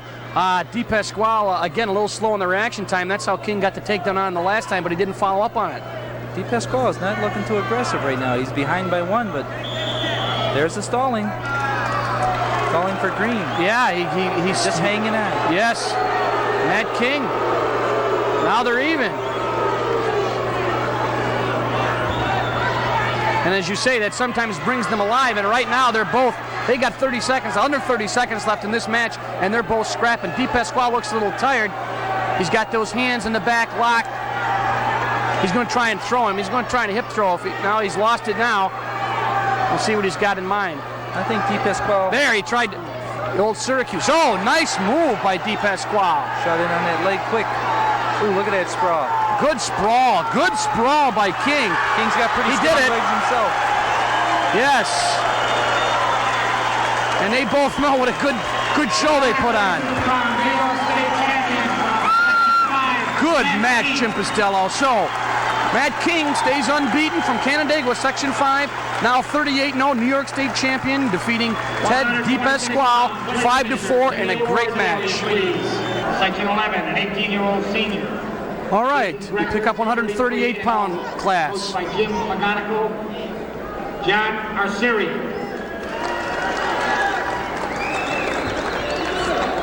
From Spencerport, Section 5, a 17-year-old senior, season's record 34-2.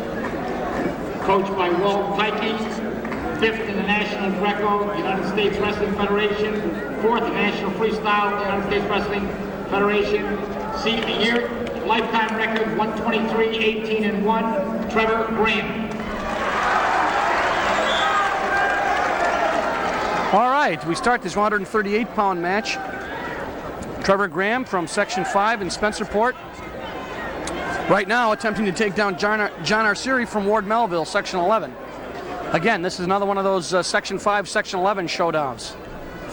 Interesting note on Trevor Graham. This is his 3rd trip to the States, and he did not place last year, so he's been here 3 times. He knows what this is all about, and he got himself into the finals this time. So it's interesting to note how many good wrestlers that you see wrestling in college who've never won the states. You find some excellent wrestlers who've been here a long time. Right now we've got a little bit of confusion and no points yet as Trevor Graham is trying desperately for a takedown, and Arceri is countered every move he made.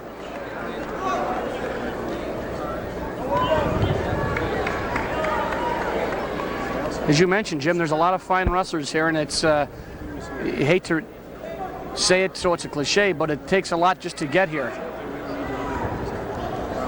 These men are all champions. They've all won their section.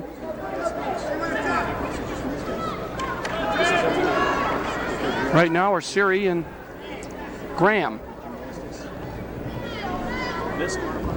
trying to best each other. Arceri we used to call it a Syracuse. He gets a 2-point takedown, puts him in the lead with about 30 seconds left to go in the first period.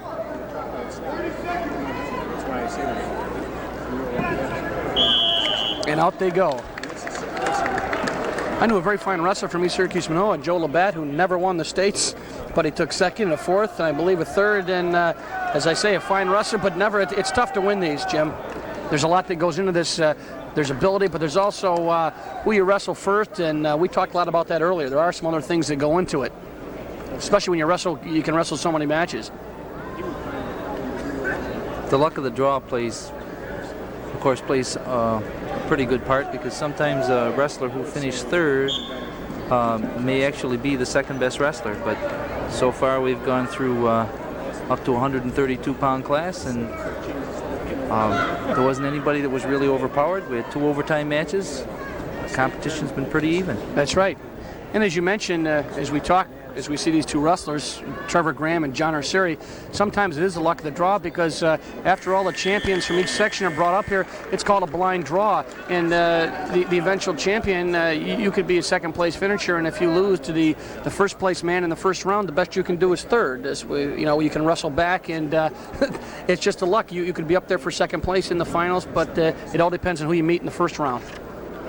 And as we said, it is a blind draw. There is no seeding, which is, as we said at the top of the show, a little bit controversial. Some people say, well, gee, there's one weight class where the 3 best guys were put in the same bracket, and gee, if we could have divided them up, they wouldn't have had to meet till the finals. But I guess that's all part of sports, as we see 1 point given to Trevor Graham, who's now down 2-1.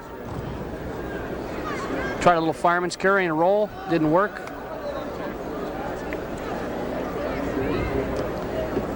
They talk about this War Memorial being cold. It's getting a little hotter now, Jim. Yesterday they thought it was a little cold at the beginning, but right now I think with all the lights and stuff, it's hot.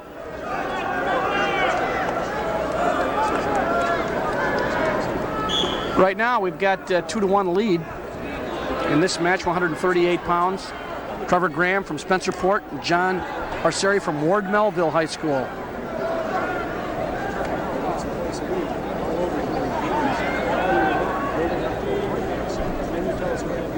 Both of these men a little tentative here. Whoa! Arceri and Graham heading for the wood, stopped by the officials.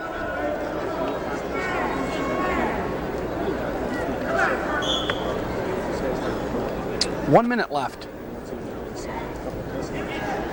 Good snatch on that leg by Graham.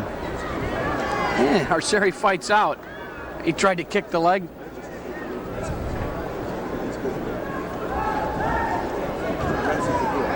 Nice move. He tried that before and it didn't work. He goes in there for that fireman's and gets countered and kind of slips out of it and comes up on top. Yeah, the fireman didn't work again, but he countered it. After the counter, he came up on the other side and did a very nice job. 2 points for John Arceri. Takedown. He's now ahead 4-1. They go out of bounds.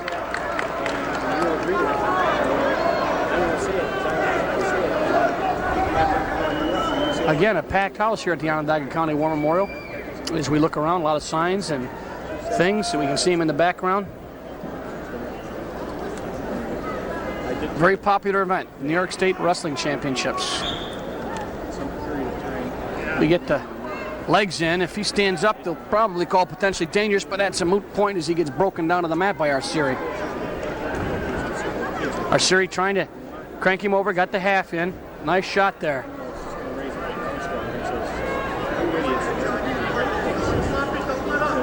Got the leg a little high. If Graham can... Again, we mentioned, this is just my own observation, Jim, but many times you come to the States, and if you don't wrestle anybody who uses legs and then you get into that situation in the States, it's if you haven't had a lot of experience with it, it's kind of an awkward thing to try to break. You mentioned earlier, too, that legs aren't as popular as they were before. The Mills ride, being out front, half Nelsons with arm bars and one-on-ones and crotch bars, that seems to me what the kids are going for a little more. Actually, I like that a little better. Puts a little more excitement in the match. You can get more back points. And as we've seen, if you've seen Mills wrestle, you know he wrestles on the edge of danger in terms of putting himself in danger. As they come right at our camera to Trevor Graham and John Arceri. Arceri enjoying a 6-1 lead over Trevor Graham. Tries to kick through. Graham had his leg locked up tight by Arceri, and they go back to the middle of the mat. 1:22 left in second period. Or is it I believe that's third period? I'm sorry. Arceri leads 6-1. So far, this would have to be the, I hate to use the word boring, but it haven't had a lot of excitement in this match.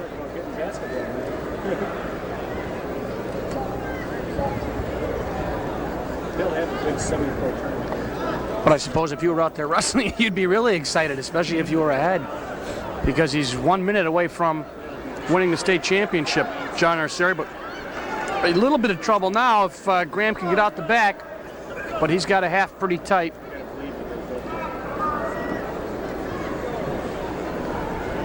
We might mention that Arceri beat John Pickard, the local Section 3 champion, back in the quarterfinals. Close match, too. He beat John by 1 point. A little controversial calls. At least the fans thought so. Some back points weren't awarded that they thought belonged there. But anyways, Arceri went on to beat Pickard. And here he is, 6-1 leading Trevor Graham, and he beat John Pickard by 1 point. That's right, and that was late in the match, too, that he got the 1 point. So, as we say, there's a lot more losers here than there are winners, and that's always the way it is. But some fine wrestlers as this match, not particularly exciting. It winds down right now. Hands up in the air. John Arceri, a happy young man from Ward Melville High School, 1981, as he gets ready to shake hands with Trevor Graham. John Arceri. Trevor Graham disappointed, but nevertheless, a nice match for John Arceri. Ward Melville, 138-pound New York State champion, defeating Trevor Graham 6-1. Season's record 33. All right. The PA announcer, 145 pounds, announcing rather the 145-pound class, just announced Todd Bunting from Brockport, Section 5, against John Carty from Burnt Hills, Section 2. Bunting, a junior. Section 2, 16-year-old sophomore, season's record 35-0, coached by Tim Coach. Member of the Adirondack Freestyle Wrestling Club World Champion 1980, first place in the Eastern. Junior, first place in the Nationals, fourth place Joliet International, John Carty. I was very impressed with Carty in his match against Section 3's Vince Martino. Vince Martino is a good wrestler, and although he's had a bad shoulder injury, not one of those injury problems, but Carty did a very nice job on him and won by default after Vinny Martino hurt his shoulder. But he's only a sophomore as Carty, and he's 35-0, and as we said, at 91 pounds you run into some sophomores, but at 45, Jim, a little more unusual, I think. Right. Right now, Carty is against Todd Bunting from Section 5. Bunting's only a junior. So we've got a sophomore and a junior. Nice elevation. Nice move. Oh!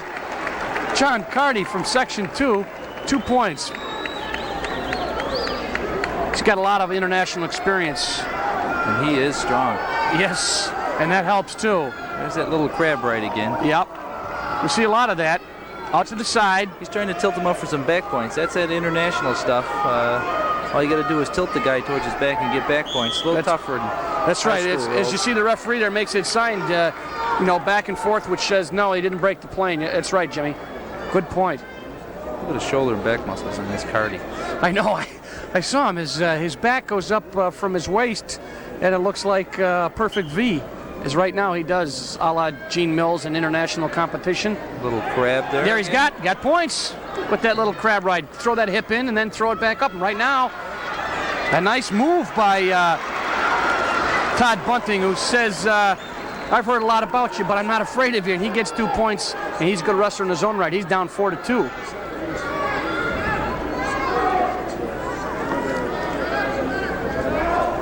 Carty gets up, we may get a potentially dangerous. Yes. Top man gets them both feet off the mat. That's right. Dangerous.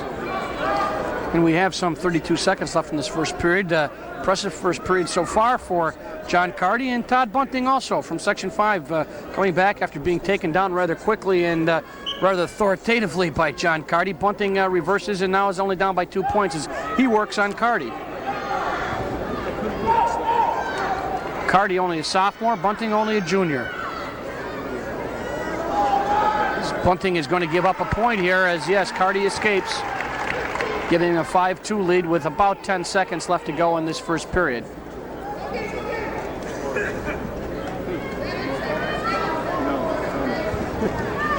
We got arm against arm there, strength against strength.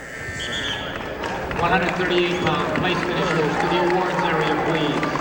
138-pound place finishers to the awards area.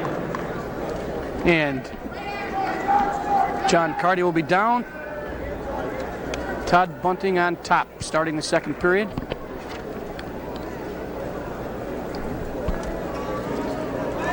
We see Bunting riding him from what sometimes is the unusual side. You usually don't see that. Sometimes that messes the wrestler up a little. Maybe that's why Bunting used it, or Bunting may be left-handed. That's right. Over there. Right, as we say, I guess most wrestlers are right-handed or start out in the referee's position on the right side, but Bunting started on the left, and now he's Carty's got him in a headlock trying to roll through, but it doesn't work, and Bunting's got the leg, lost it. Now he does his own little crab ride from the side, trying to turn him over. Now he's going to get the leg. Well, that should be potentially dangerous right there.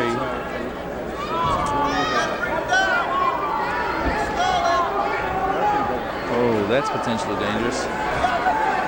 Well, he's just riding. He tried to roll through, kick through. Mule kick. A lot of people yelling, stalling, stalling. We'll see what happens. What happens is Carty gets 1 point for an escape. Carty leads 6-2. He goes Bunting in on the leg that time, really. Yeah. Nice move by Bunting. No points now. Bunting in a bit of trouble. Gee, it looked like he was going to be able to take down yet. No, nothing. That's right, nothing.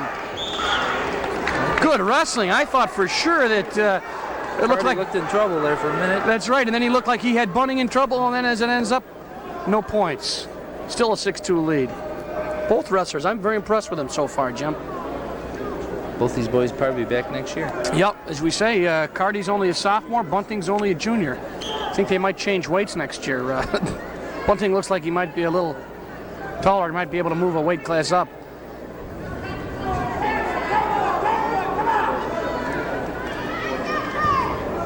Trying to control the head, Bunting.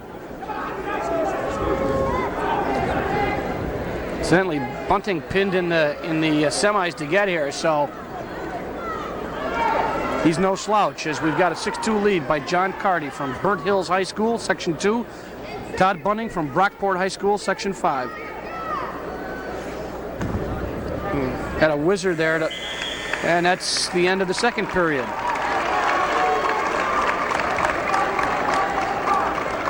£138 place finishers to the awards area, please.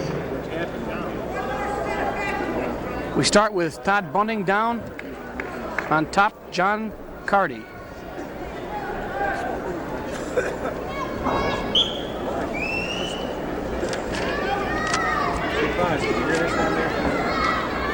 Carty got legs. Oh, nice roll through. Bunting's got two.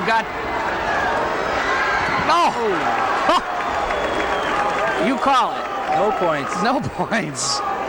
No points either way. Looked close. The official was right on it. Control wasn't there yet. Of course, Carty rolled right through. And you're right, Jim. You know, in some instances on a roll through like that, if they'll hesitate halfway through the roll, they might even stay there for 4 or 5 seconds, and it looks like one man's in control, but they continue to roll through. And as you said, good point. The referee decides no control change, therefore, still 6-2. Carty on top. Carty also on top of Todd Bunting in our picture. As he rides, oh, he's going to give up one. Yes, he does. 6-3. Gives Bunting a good chance here if he can take him down.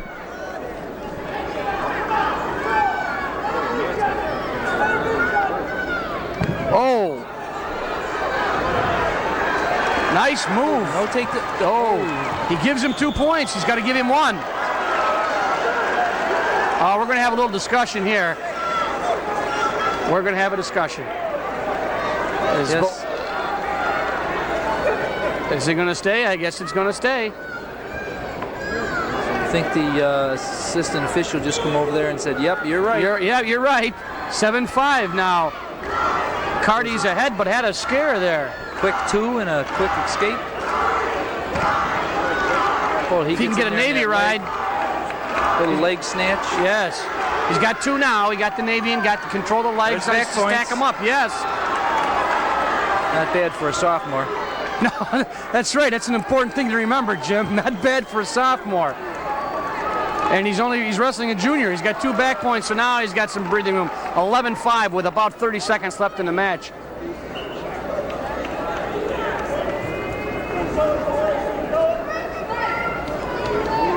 We've got 11-5. Get the scores together here. Yes, we do. 11-5.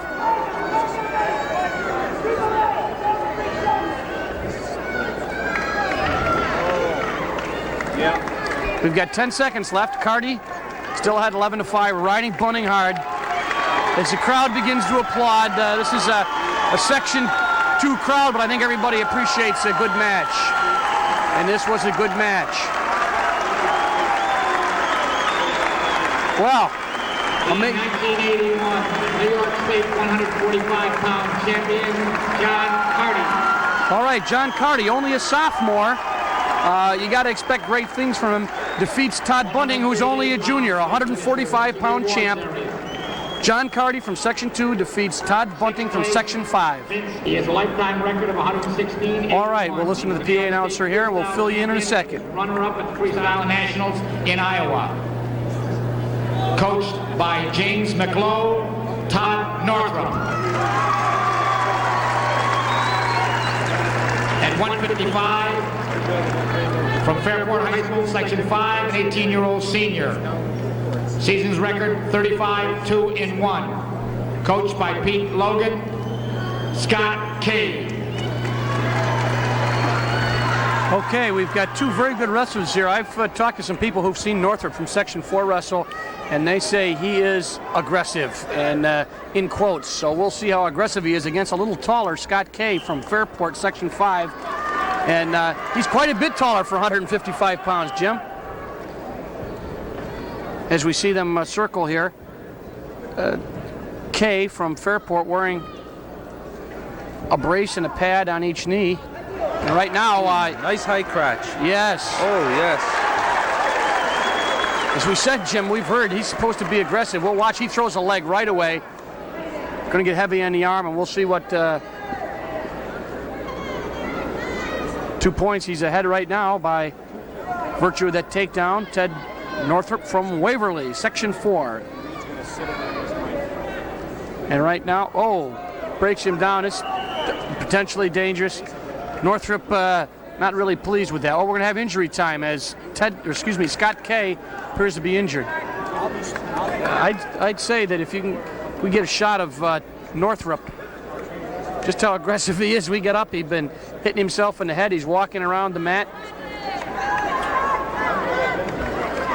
There he is. Yeah, he's got the adrenaline pumping.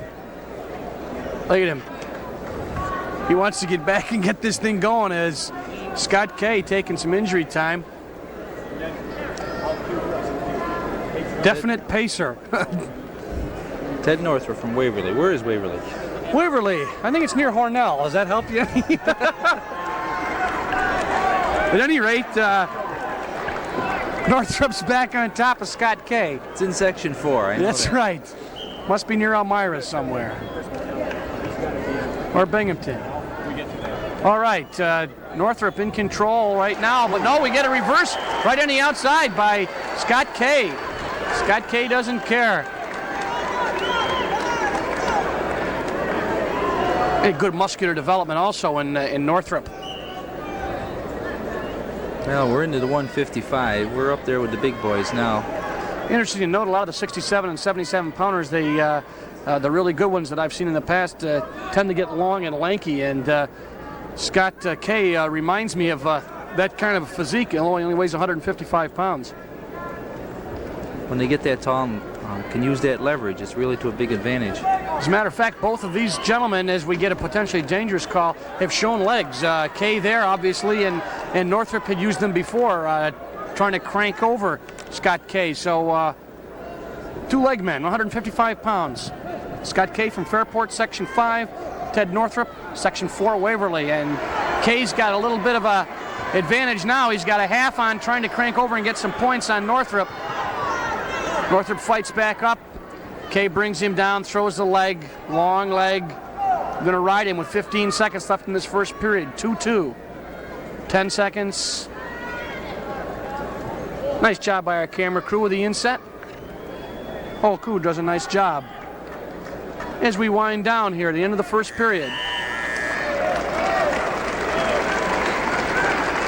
And the crowd likes this match.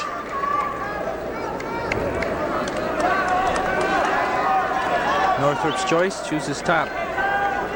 2-2 tie.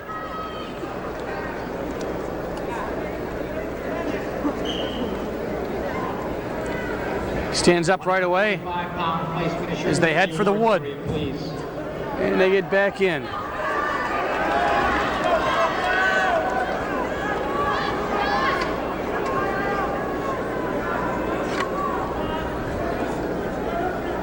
This is 155-pound weight class. We get a caution right now on Northrop. Yeah, he cautioned him for getting on and exerting a little force. You're not supposed to put any pressure on him. You're supposed to get on him lightly. And Northrop grabbed a hold of him, and I guess the official thought it was a little bit too much force, and he was warned. Northrop goes right to legs. And Kay sits into him as he tries to get that split scissors. Doesn't work, so they go out of bounds.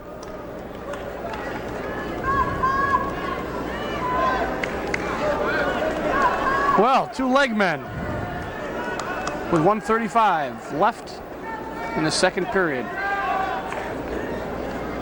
Jim, we've been talking about legs. I seem to be seeing them more and more now in the finals than I had previously. Maybe they're coming back.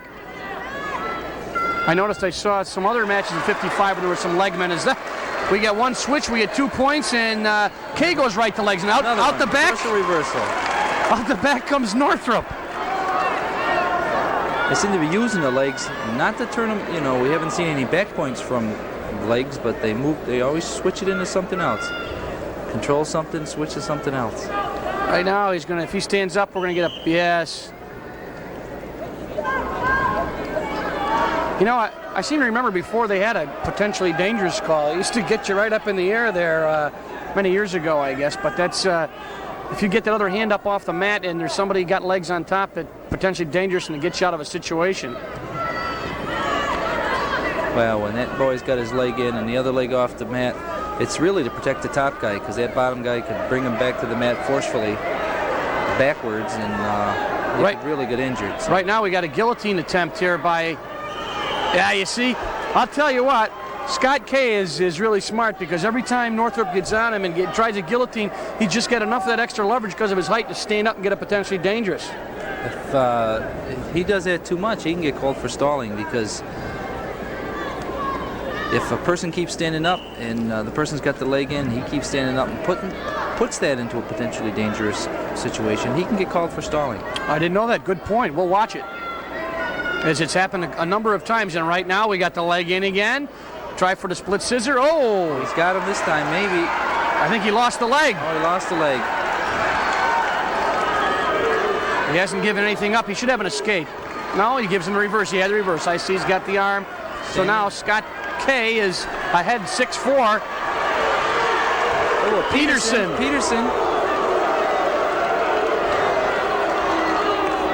1 point escape. No control.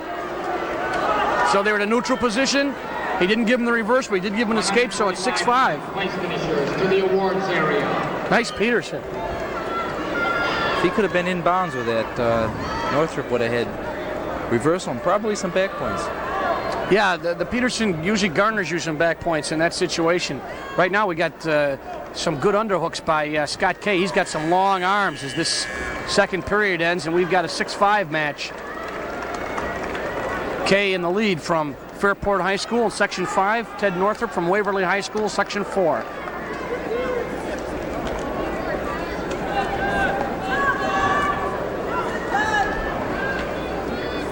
Northrop on the bottom. K gets on. Right to the leg ride. He doesn't have the leg in yet. A little crab action. Yep. There goes the leg. A little cross face.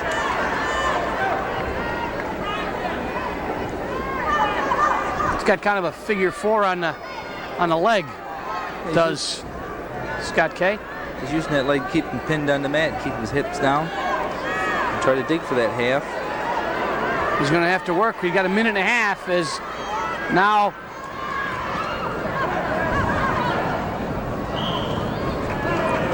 Northrop in a little bit of trouble.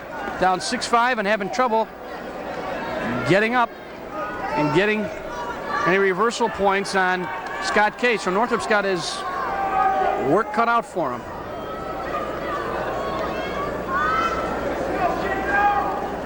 Referee making sure they get set. Right now he tries to come up. Northrop tries to come up. He's going to turn in. He's got the leg. He may get some points on this. Not yet. He doesn't have any points. Oh, nice move. Well, he's going to get one. No, he's going to get two. He's going to get two. Nice bear hug by Northrop. You know, I think that Kay thought he was going to be satisfied with one and just turned into him, but he just kept going and got the bear hug. Kay seems to be just laying there. They stopped the match. I thought he looked, that bear hug was pretty tough. He came down pretty hard. No slam was called as we look at Scott K. of Fairport. Probably the wind, we hope. Right now, there was no illegality there, so if Scott K. can't finish, I believe Ted Northrop would win by default. Their bear hug's a tough move. You got to have a lot of upper body strength to do that, especially against somebody taller than you. When it's being put on you, there's nothing you can do. When you come to the mat, you're coming right down on the stomach, back, and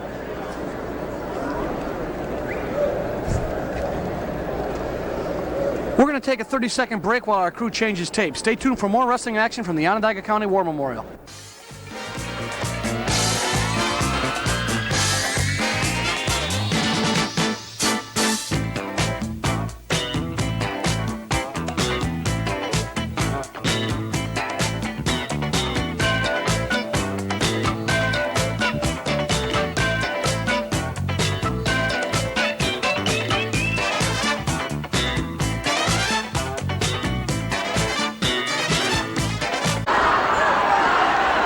Boy, he's really throwing stuff on Webb. He's got that half out. He's way out to the side, got those legs up on the toes. He's really driving it up. He's got about 18 seconds, 17 seconds trying to get some more back points. He's going to get... Does he get any more? No.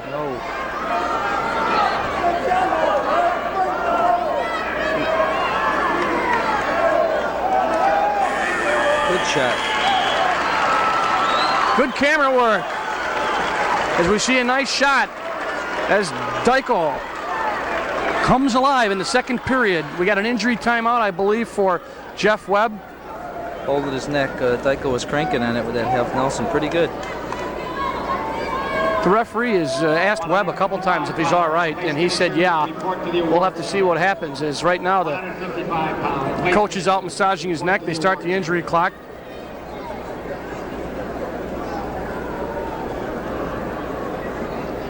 He's tired, I'll tell you. It's been a very good match so far. That's right. We do have an 8-5 score. Dykel from Whitehall over Webb from Section 4.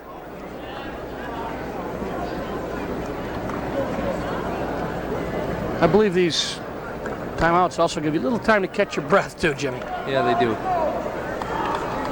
Sometimes wrestlers use them for that. As we seem to have a convention out here now on the mat. We look at Paul Dykel walking around to his left there. As we look at the screen is Jeff Webb on an injury timeout. He's used a minute of his injury time. He only gets 2. Getting up rather slowly, we'll see.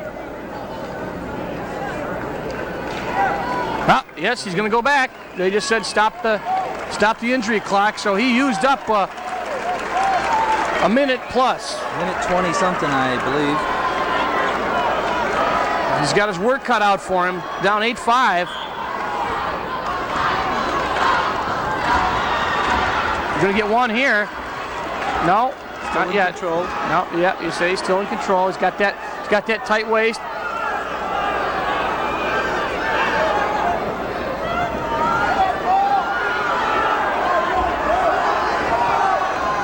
Really brings the crowd alive now as the referee signaling that Dykel's still in control. Now he's got 1 point. Now there's an escape for Webb. It's 8-6. Webb take him down. He's in business.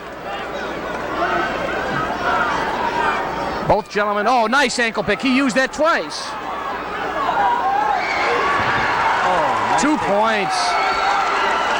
Dykel's just getting tougher as the match goes on, Jim. He had that ankle pick. It didn't work. He fought back up and just took him down anyway as we look at a very tired Jeff Webb. Fisher's looking at him again. Either he's hurting again or he's going to get called for stalling. Yeah, he seems to be just amoeba-like on the mat. He tries to crank him over again. Dykel is just... Oh, Webb comes to life, gets an escape. 10-7. Webb trying to get him in a hip throw so he can get not only a takedown but back points. He's only got some 37 seconds left. And Dykel seems to understand exactly what's going on, is trying to counter him. They're getting a little sloppy. Webb's a little tired, but he's dangerous.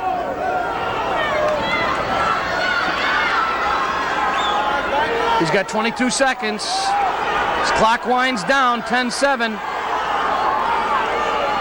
Dykel's 15 seconds away from a state championship as we get a warning for stalling. Dykel warned for stalling. We got injury time again. I don't know how much time he's got left. Jeff Webb calls for an injury time.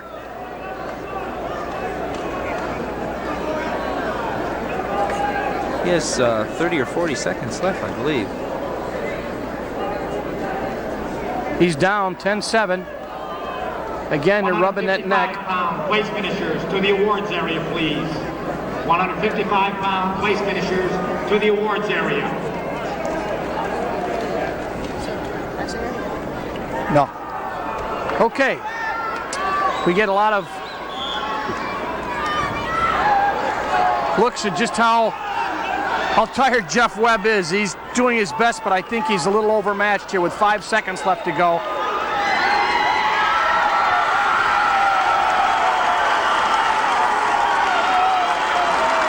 Very impressed with this win by Paul Dykel.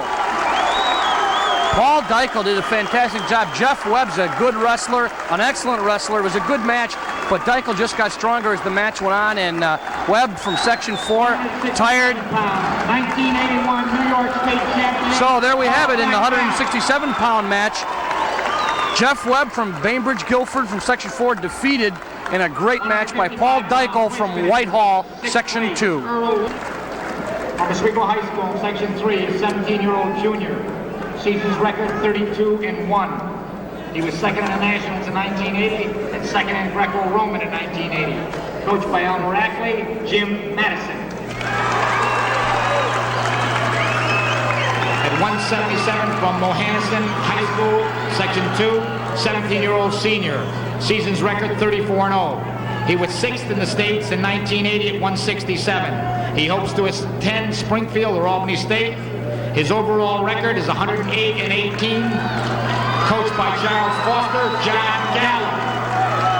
All right, this 177-pound match is one of Section 3's hopes. A lot of their people eliminated, and Jim Madison from Oswego, Section 3 against John Gallo, Section 2, Mohanison High School.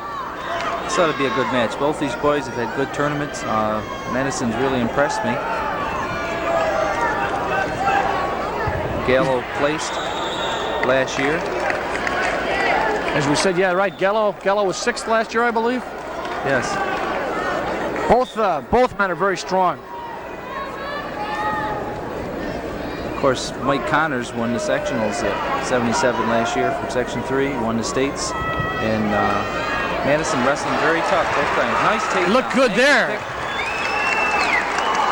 Nice pick, and he's up 2-0.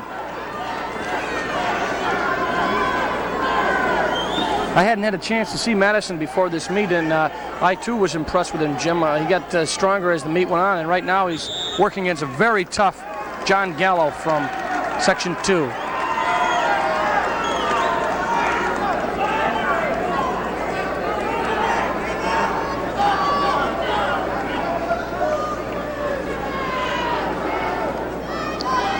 .106 left in this first period as Madison gets on the top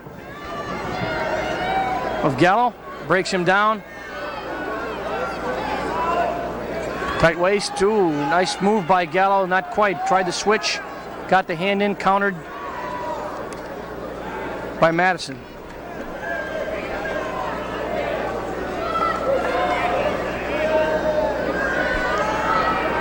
This is where we get those long and lanky guys, and we're going to get an escape right here also. Madison being a little longer and lankier, and Gallo being a little stockier, but Gallo is a well-built kid, looks very strong. So they go out of bounds.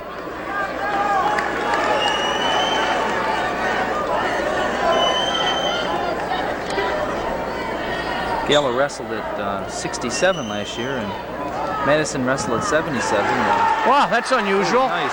And right there, Madison gets taken down by Gallo. Cost him 2 points. One of the basic moves in wrestling, snap the head down, spin behind. And you see that? You see a lot of basic moves here, Jim. It's just that they do them a lot better than everybody else. And right now, he's going to get an escape? Yes, we do get an escape. So it's 3-3. He felt there was no control when they went out of bounds, so he had to give Madison an escape. That's the end of the period. So at the end of the first period, 3-3 tie. Madison from Oswego, Section 3, Gallo from Section 2, Mohanison High School. Madison won the choice. He chose up.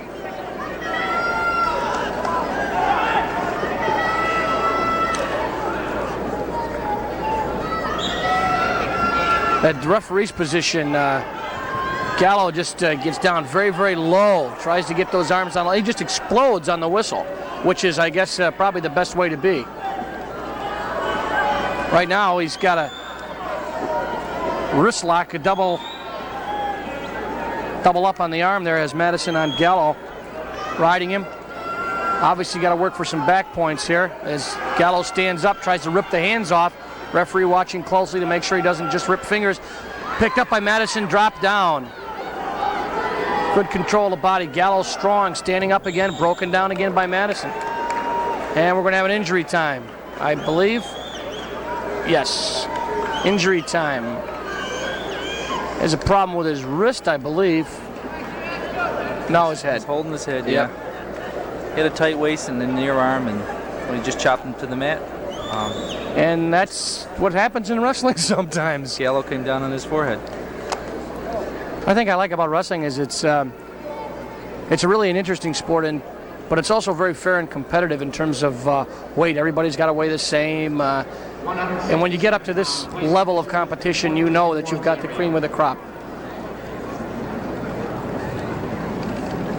Kind of holding a compress there on his head, maybe a little water on it. Madison getting a breather. He may be cut, Dale. Yeah, he might be. The way they're holding that on there, that pressure, he might be cut.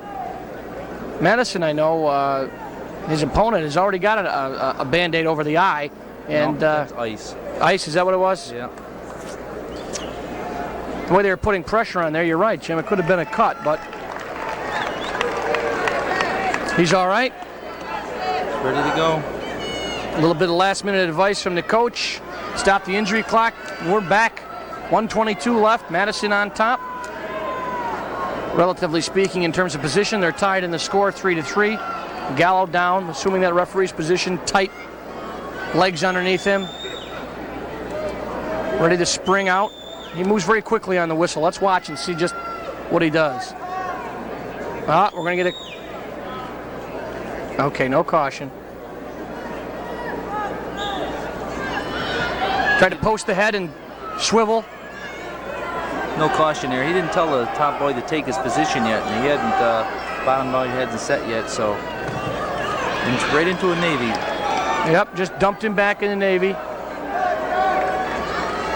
It's a nice ride, but you can't do much out of it unless you get an arm or something there. Or stack him. That's what he's going to try to do. Here we go. Out of bounds.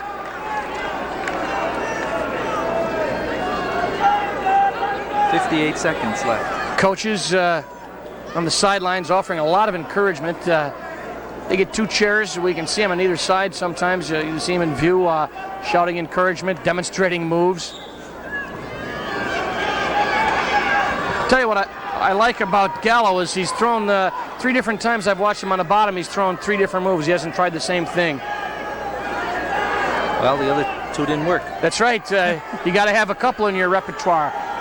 Because right now he's posting that arm and trying to pick it up. Madison's got it. He's got it barred.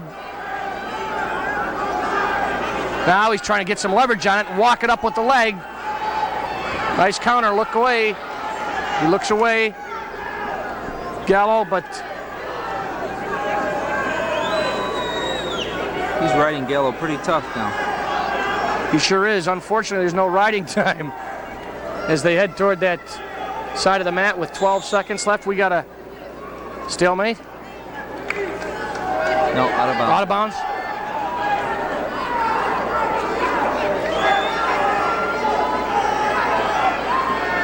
Coach is yelling at Gallo, get one, 11 seconds to go.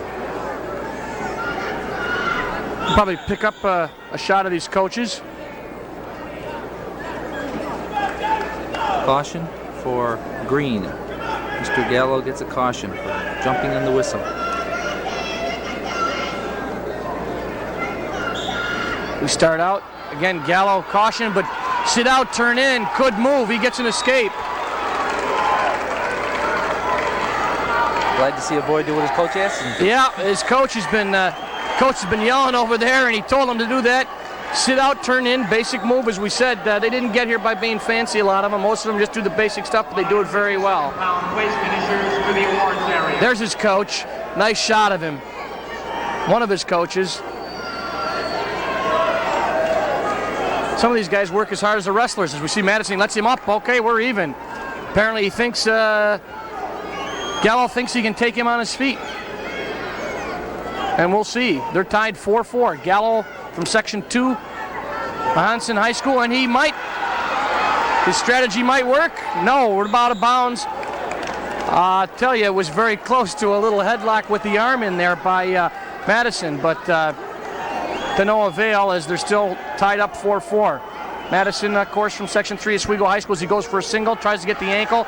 Doesn't work. He gave up 2 quick points. Oh, Gallo's strategy worked that time. Yes, it did. 6'4". I thought Madison, if he hadn't slipped, had a pretty good chance. We got one now for Madison.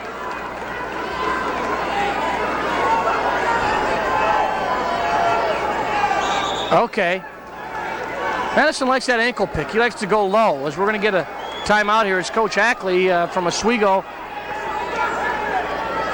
Yeah, he didn't think that Madison's knees were on the mat. He thought that they were spun. He was just behind him, and he didn't think the takedown occurred. But the official ruled that there was a takedown, and coach was just asking, trying to get the official to change his mind, but very seldom works. It's officials seldom change their minds in any sport.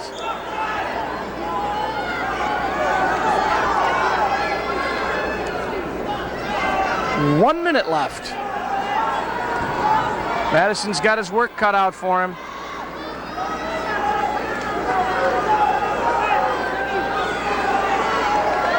As they struggle near the end of the mat.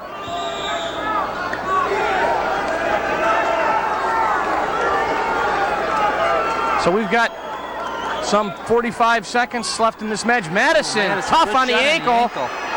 He's going to have to. Yes, two. Section 3 fans excited. He's going to have to ride him. He's got about 32 seconds left. He can't afford to give up a reversal. Madison's 30 seconds away from a state championship. All right, he's got the head. Going to try to dump him. He tried it before. Get out of bounds. And it didn't work. Oh. Coach is yelling that he forced him out of bounds, but not on that. He told him now to shrug underneath him and turn him from the side. We'll see if he gets up again. He's got 18 seconds. Coach is yelling for that little sit turn again. I saw him make his motion over there. That sit turn and then turn into him. We'll see what Madison does. We could have an overtime here. I certainly wouldn't give up 2 if I were Madison. I'd give up 1. He's got 15 seconds. Oh, did a nice job of breaking him down.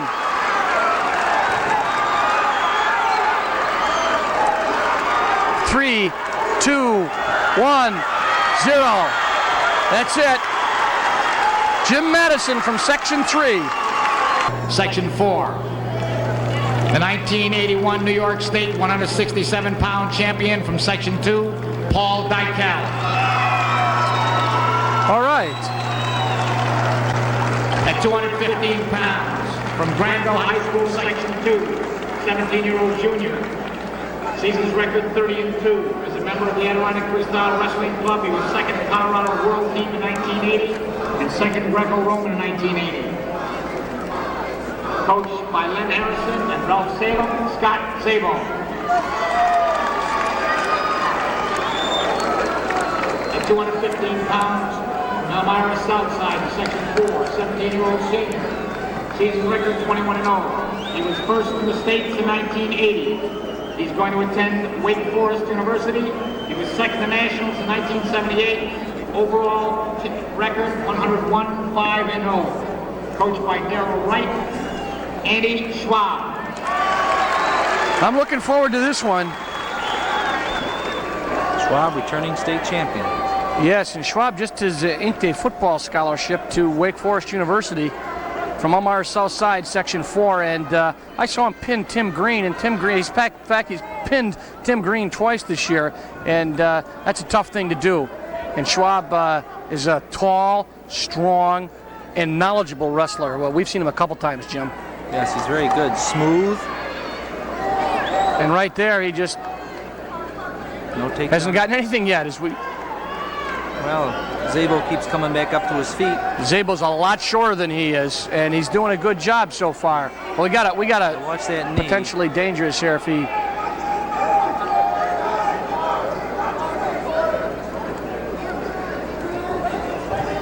Incidentally, but there's been some discussion about the fact that heavyweights, the heavier weights, 215 and 250, have never won the Most Outstanding Wrestler award at this, and there is some cry that if Schwab does win, that he would have a bona fide chance at getting the Most Outstanding Wrestler, but we'll see, because Scott Zabo from Granville, Section 2, has got a lot to say about it. And right now he's doing a pretty good job of fighting him off. There's a takedown. 2 points, and we've got a little injury timeout as someone that should be familiar to Syracuse University fans. Just sat down with us, big Jim Nance. Hi, Dale. How you doing? Good. Jim Nance had two-time national champ. Should have been 3, but he was only 2. And he sits right. I gotta catch up with that referee. Sits right down here at a good time because we got the 215-pound, the heavier weights. Jim, what's the advantage here with a big, tall, lankier kid against a shorter kid in this kind of a match? Well, it can be in all my experiences wrestling. Sometimes the bigger guy, the taller guy, can be at a disadvantage because the younger roller, the bowling ball type guy, it's just kind of tough to do things with him. But on the other hand, for the little bowling ball type guy, it's tough for him to do much with the bigger guy because his reach is, because he has to reach much higher. But anyway, let's hope for a good wrestling match. One of the things I have to say, Dale, the wrestling here in New York has really improved in the past couple of years. I was going to ask you about that. Very impressed. Incidentally, we might mention, I don't know, Andy Schwab, the man on top here from Section 4, has just signed a football scholarship at Wake Forest. Excellent. So he's a good athlete.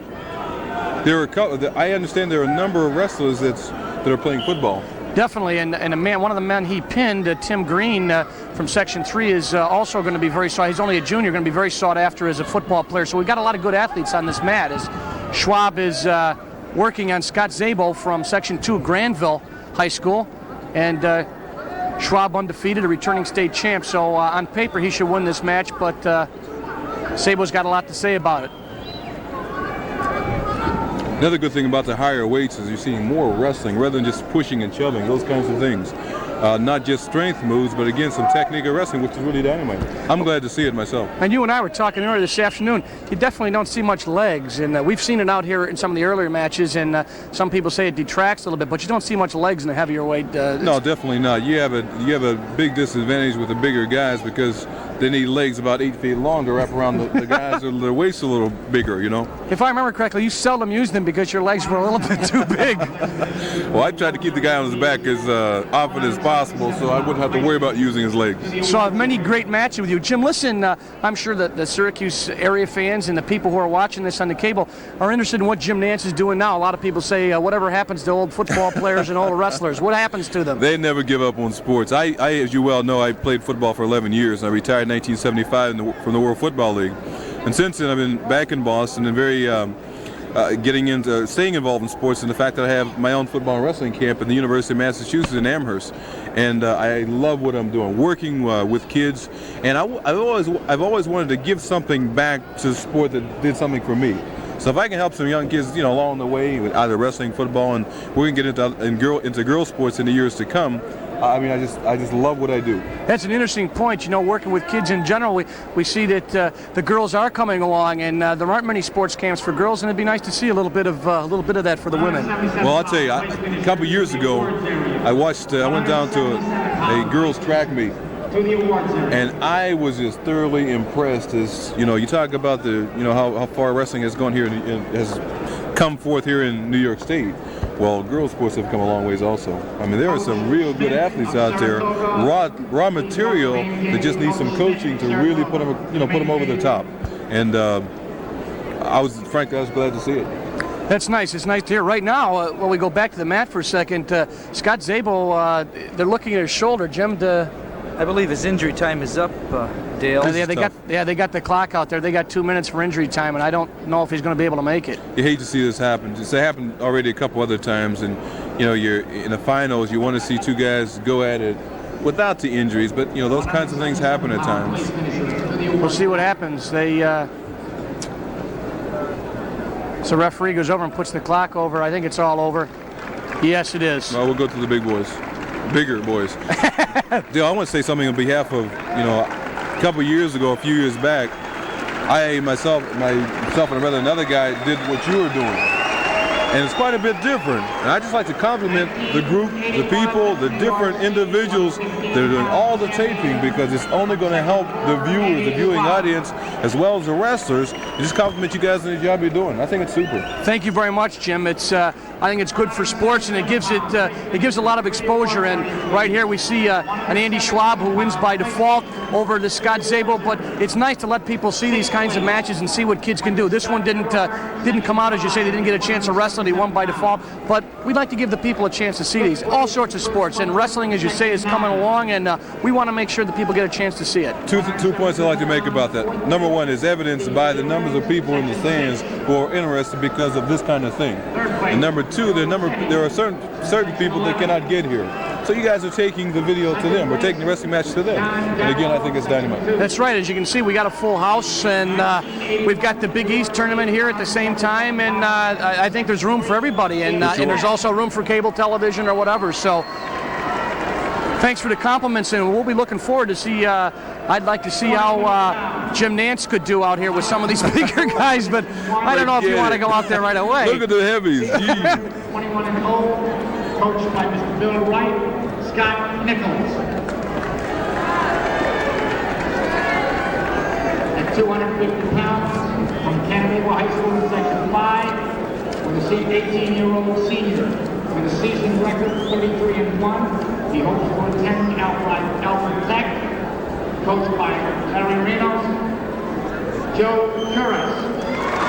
All right, we have Joe Curris from Canandaigua, it'd be Section 5, and Scott Nichols from Arlington, that's in Section 1. And Jim, you feel free to jump in here whenever you see anything that you like. The big boy's going right in for double leg. You know, the same kinds of moves as the lighter weight guys are doing. We mentioned that you see just most of the basic moves. It's just that the state champs seem to do them better than everybody else. That's exactly right. And right now, Nichols, who is a little bit taller than Curris, although Curris did some pinning on his way through here. He pinned DeChavo from Section 3, so he's tough, and he's beat a tough one in DeChavo as he tries a double leg here on Nichols. Nichols looks like a true The other thing that kind of surprised you, Dale, these guys have a lot of quickness for their size.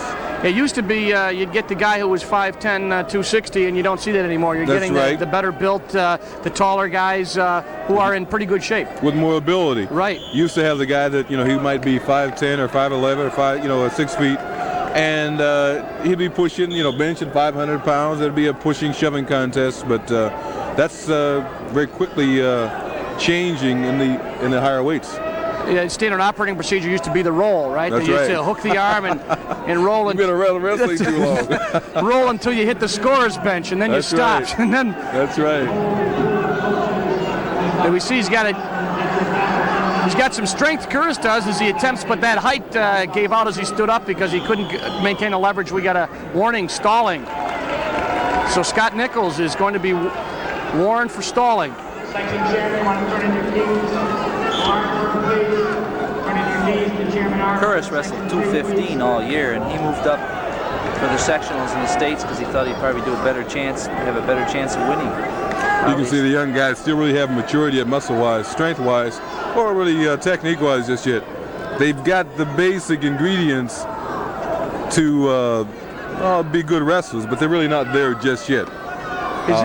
As this period winds down, Jim, we should note that we get 1 point here. Stalling. Red gets 1 point.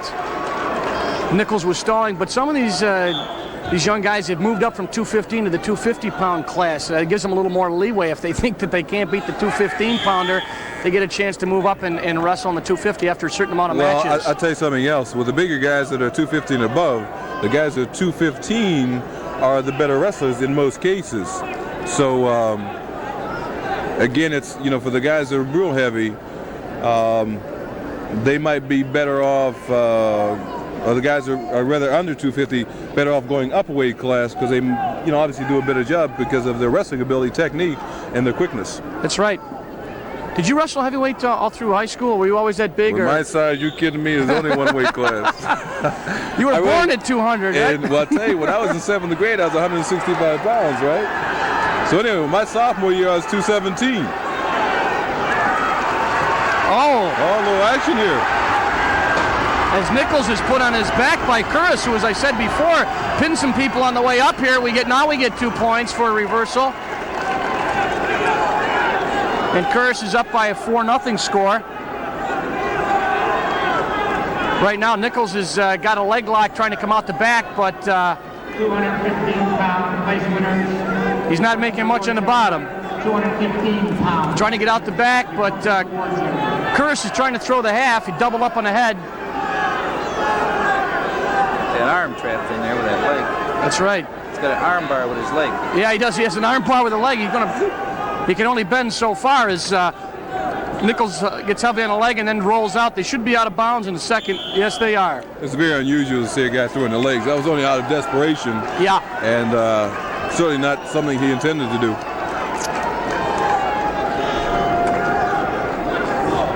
I see some records here, Jim. Some of these kids, one kid earlier, 163 wins. That's amazing. See, you can wrestle now in 8th grade in some of these sectionals, and you get some of these kids with long winning records. The good thing about that deal is, you know, the more exposure you have to anything, wrestling, football, it's just going to make you a better athlete.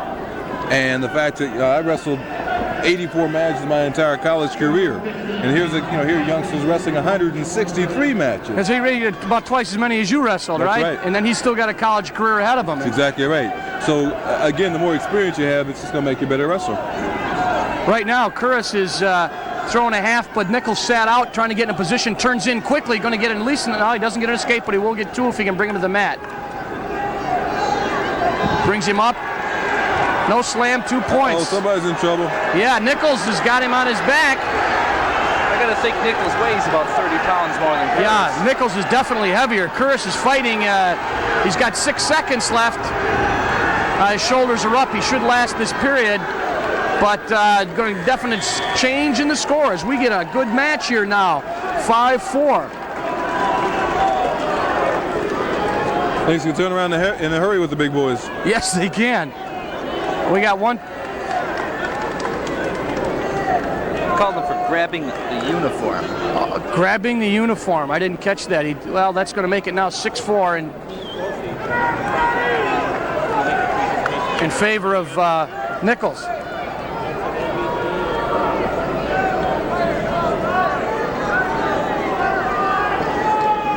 So this is the final period. Scott Nichols from Arlington, Section 1. Joe Curris from Canandaigua, Section 5. Curris is down 6-4 and was lucky to get off his back in that second period as he's giving up quite a bit of poundage to Nichols. It's also giving up a bit of strength. Yeah, you get up in an upper weight, you know, the extra poundage gives you a little more strength, a little more authority when you're throwing moves. Slows you down a little bit. Younger guys don't have to be quite as concerned about that, but the big boys do.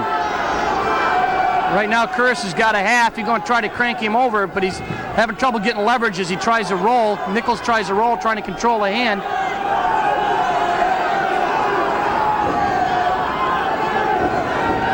Nichols has got a 2-point advantage right now, and it's up to Curris to get him on his back, and he's having trouble getting him on his back. Get a stalling call here any minute, I think. You think so? All right, we've got 109 left. Scott Nichols enjoying a 2-point advantage over Joe Curris. Curris looks a little tired. Lighter guys also get quite a workout with the bigger guys. Referee says, get on. Assume the position.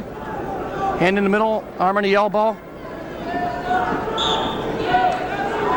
And Curris getting out in front, trying to get him down so he can get some leverage, crank him over, but it gives Nichols a chance to hook the leg, which he loses. He comes out the back, yes.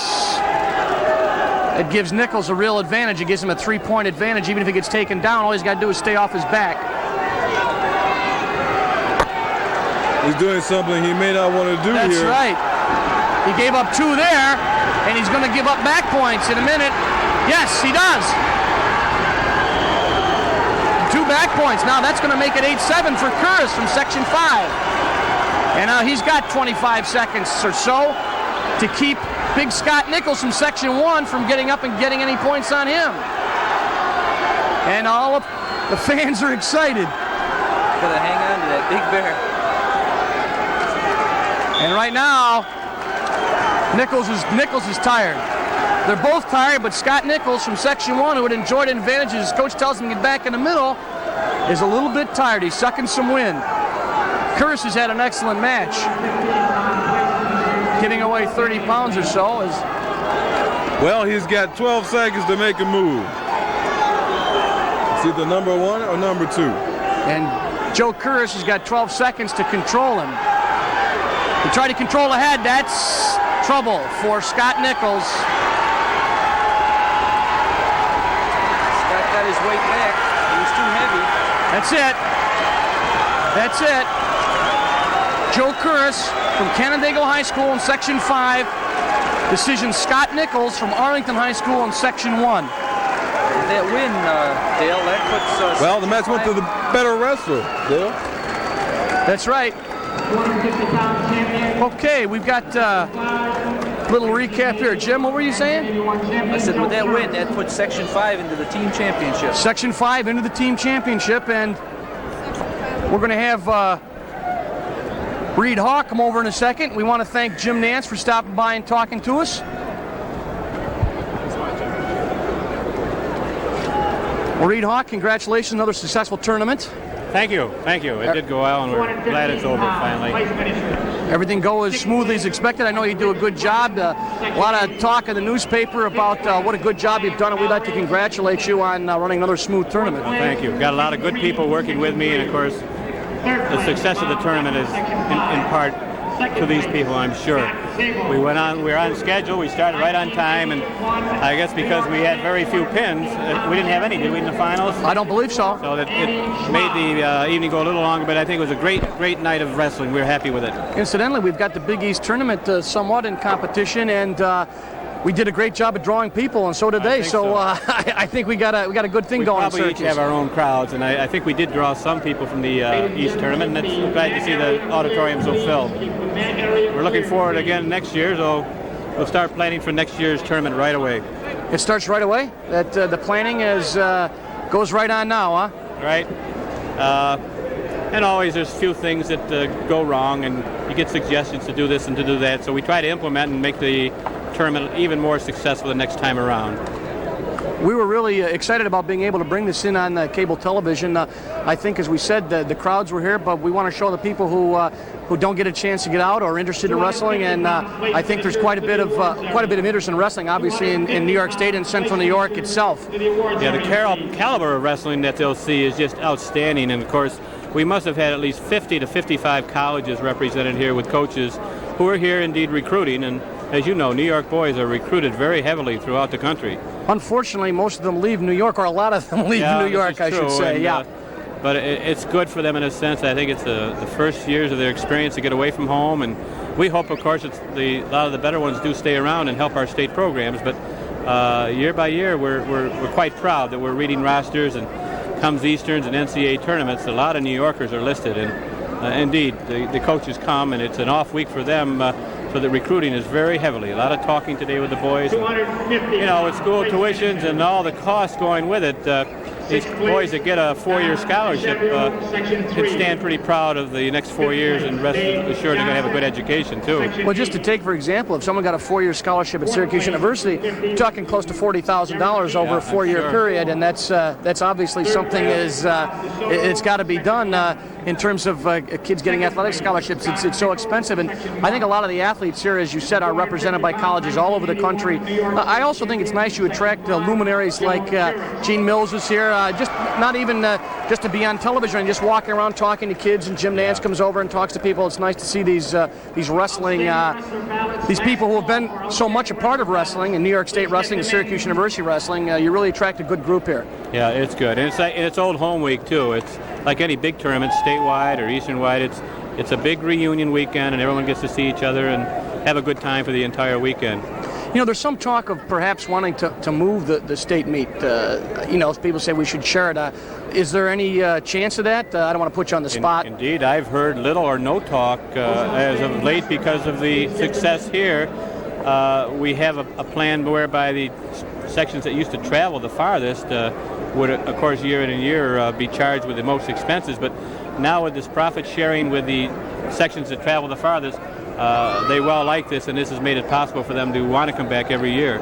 I guess the people that maybe the ones that are doing any talking are the fans, but I think Syracuse is maybe a little propaganda, but it's certainly centrally located, and it's got the facilities to take care of. As we said, this week there's a lot of people here for different things, and everybody seems to be handled well, and I haven't heard any complaints, maybe minor complaints. That always happens, but and as I say, it's been so well organized that I would see no reason to change it. So we're looking forward to this meet. The only thing that probably would, perhaps warrant a change would be if we outgrew the building, and year by year, it's starting to.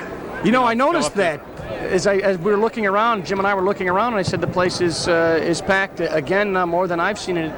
It just gets absolutely filled. And as you said, we may outgrow the building, but of course there are some other facilities around. Right, we might be able to take it in. We would investigate it before we'd want it to leave here.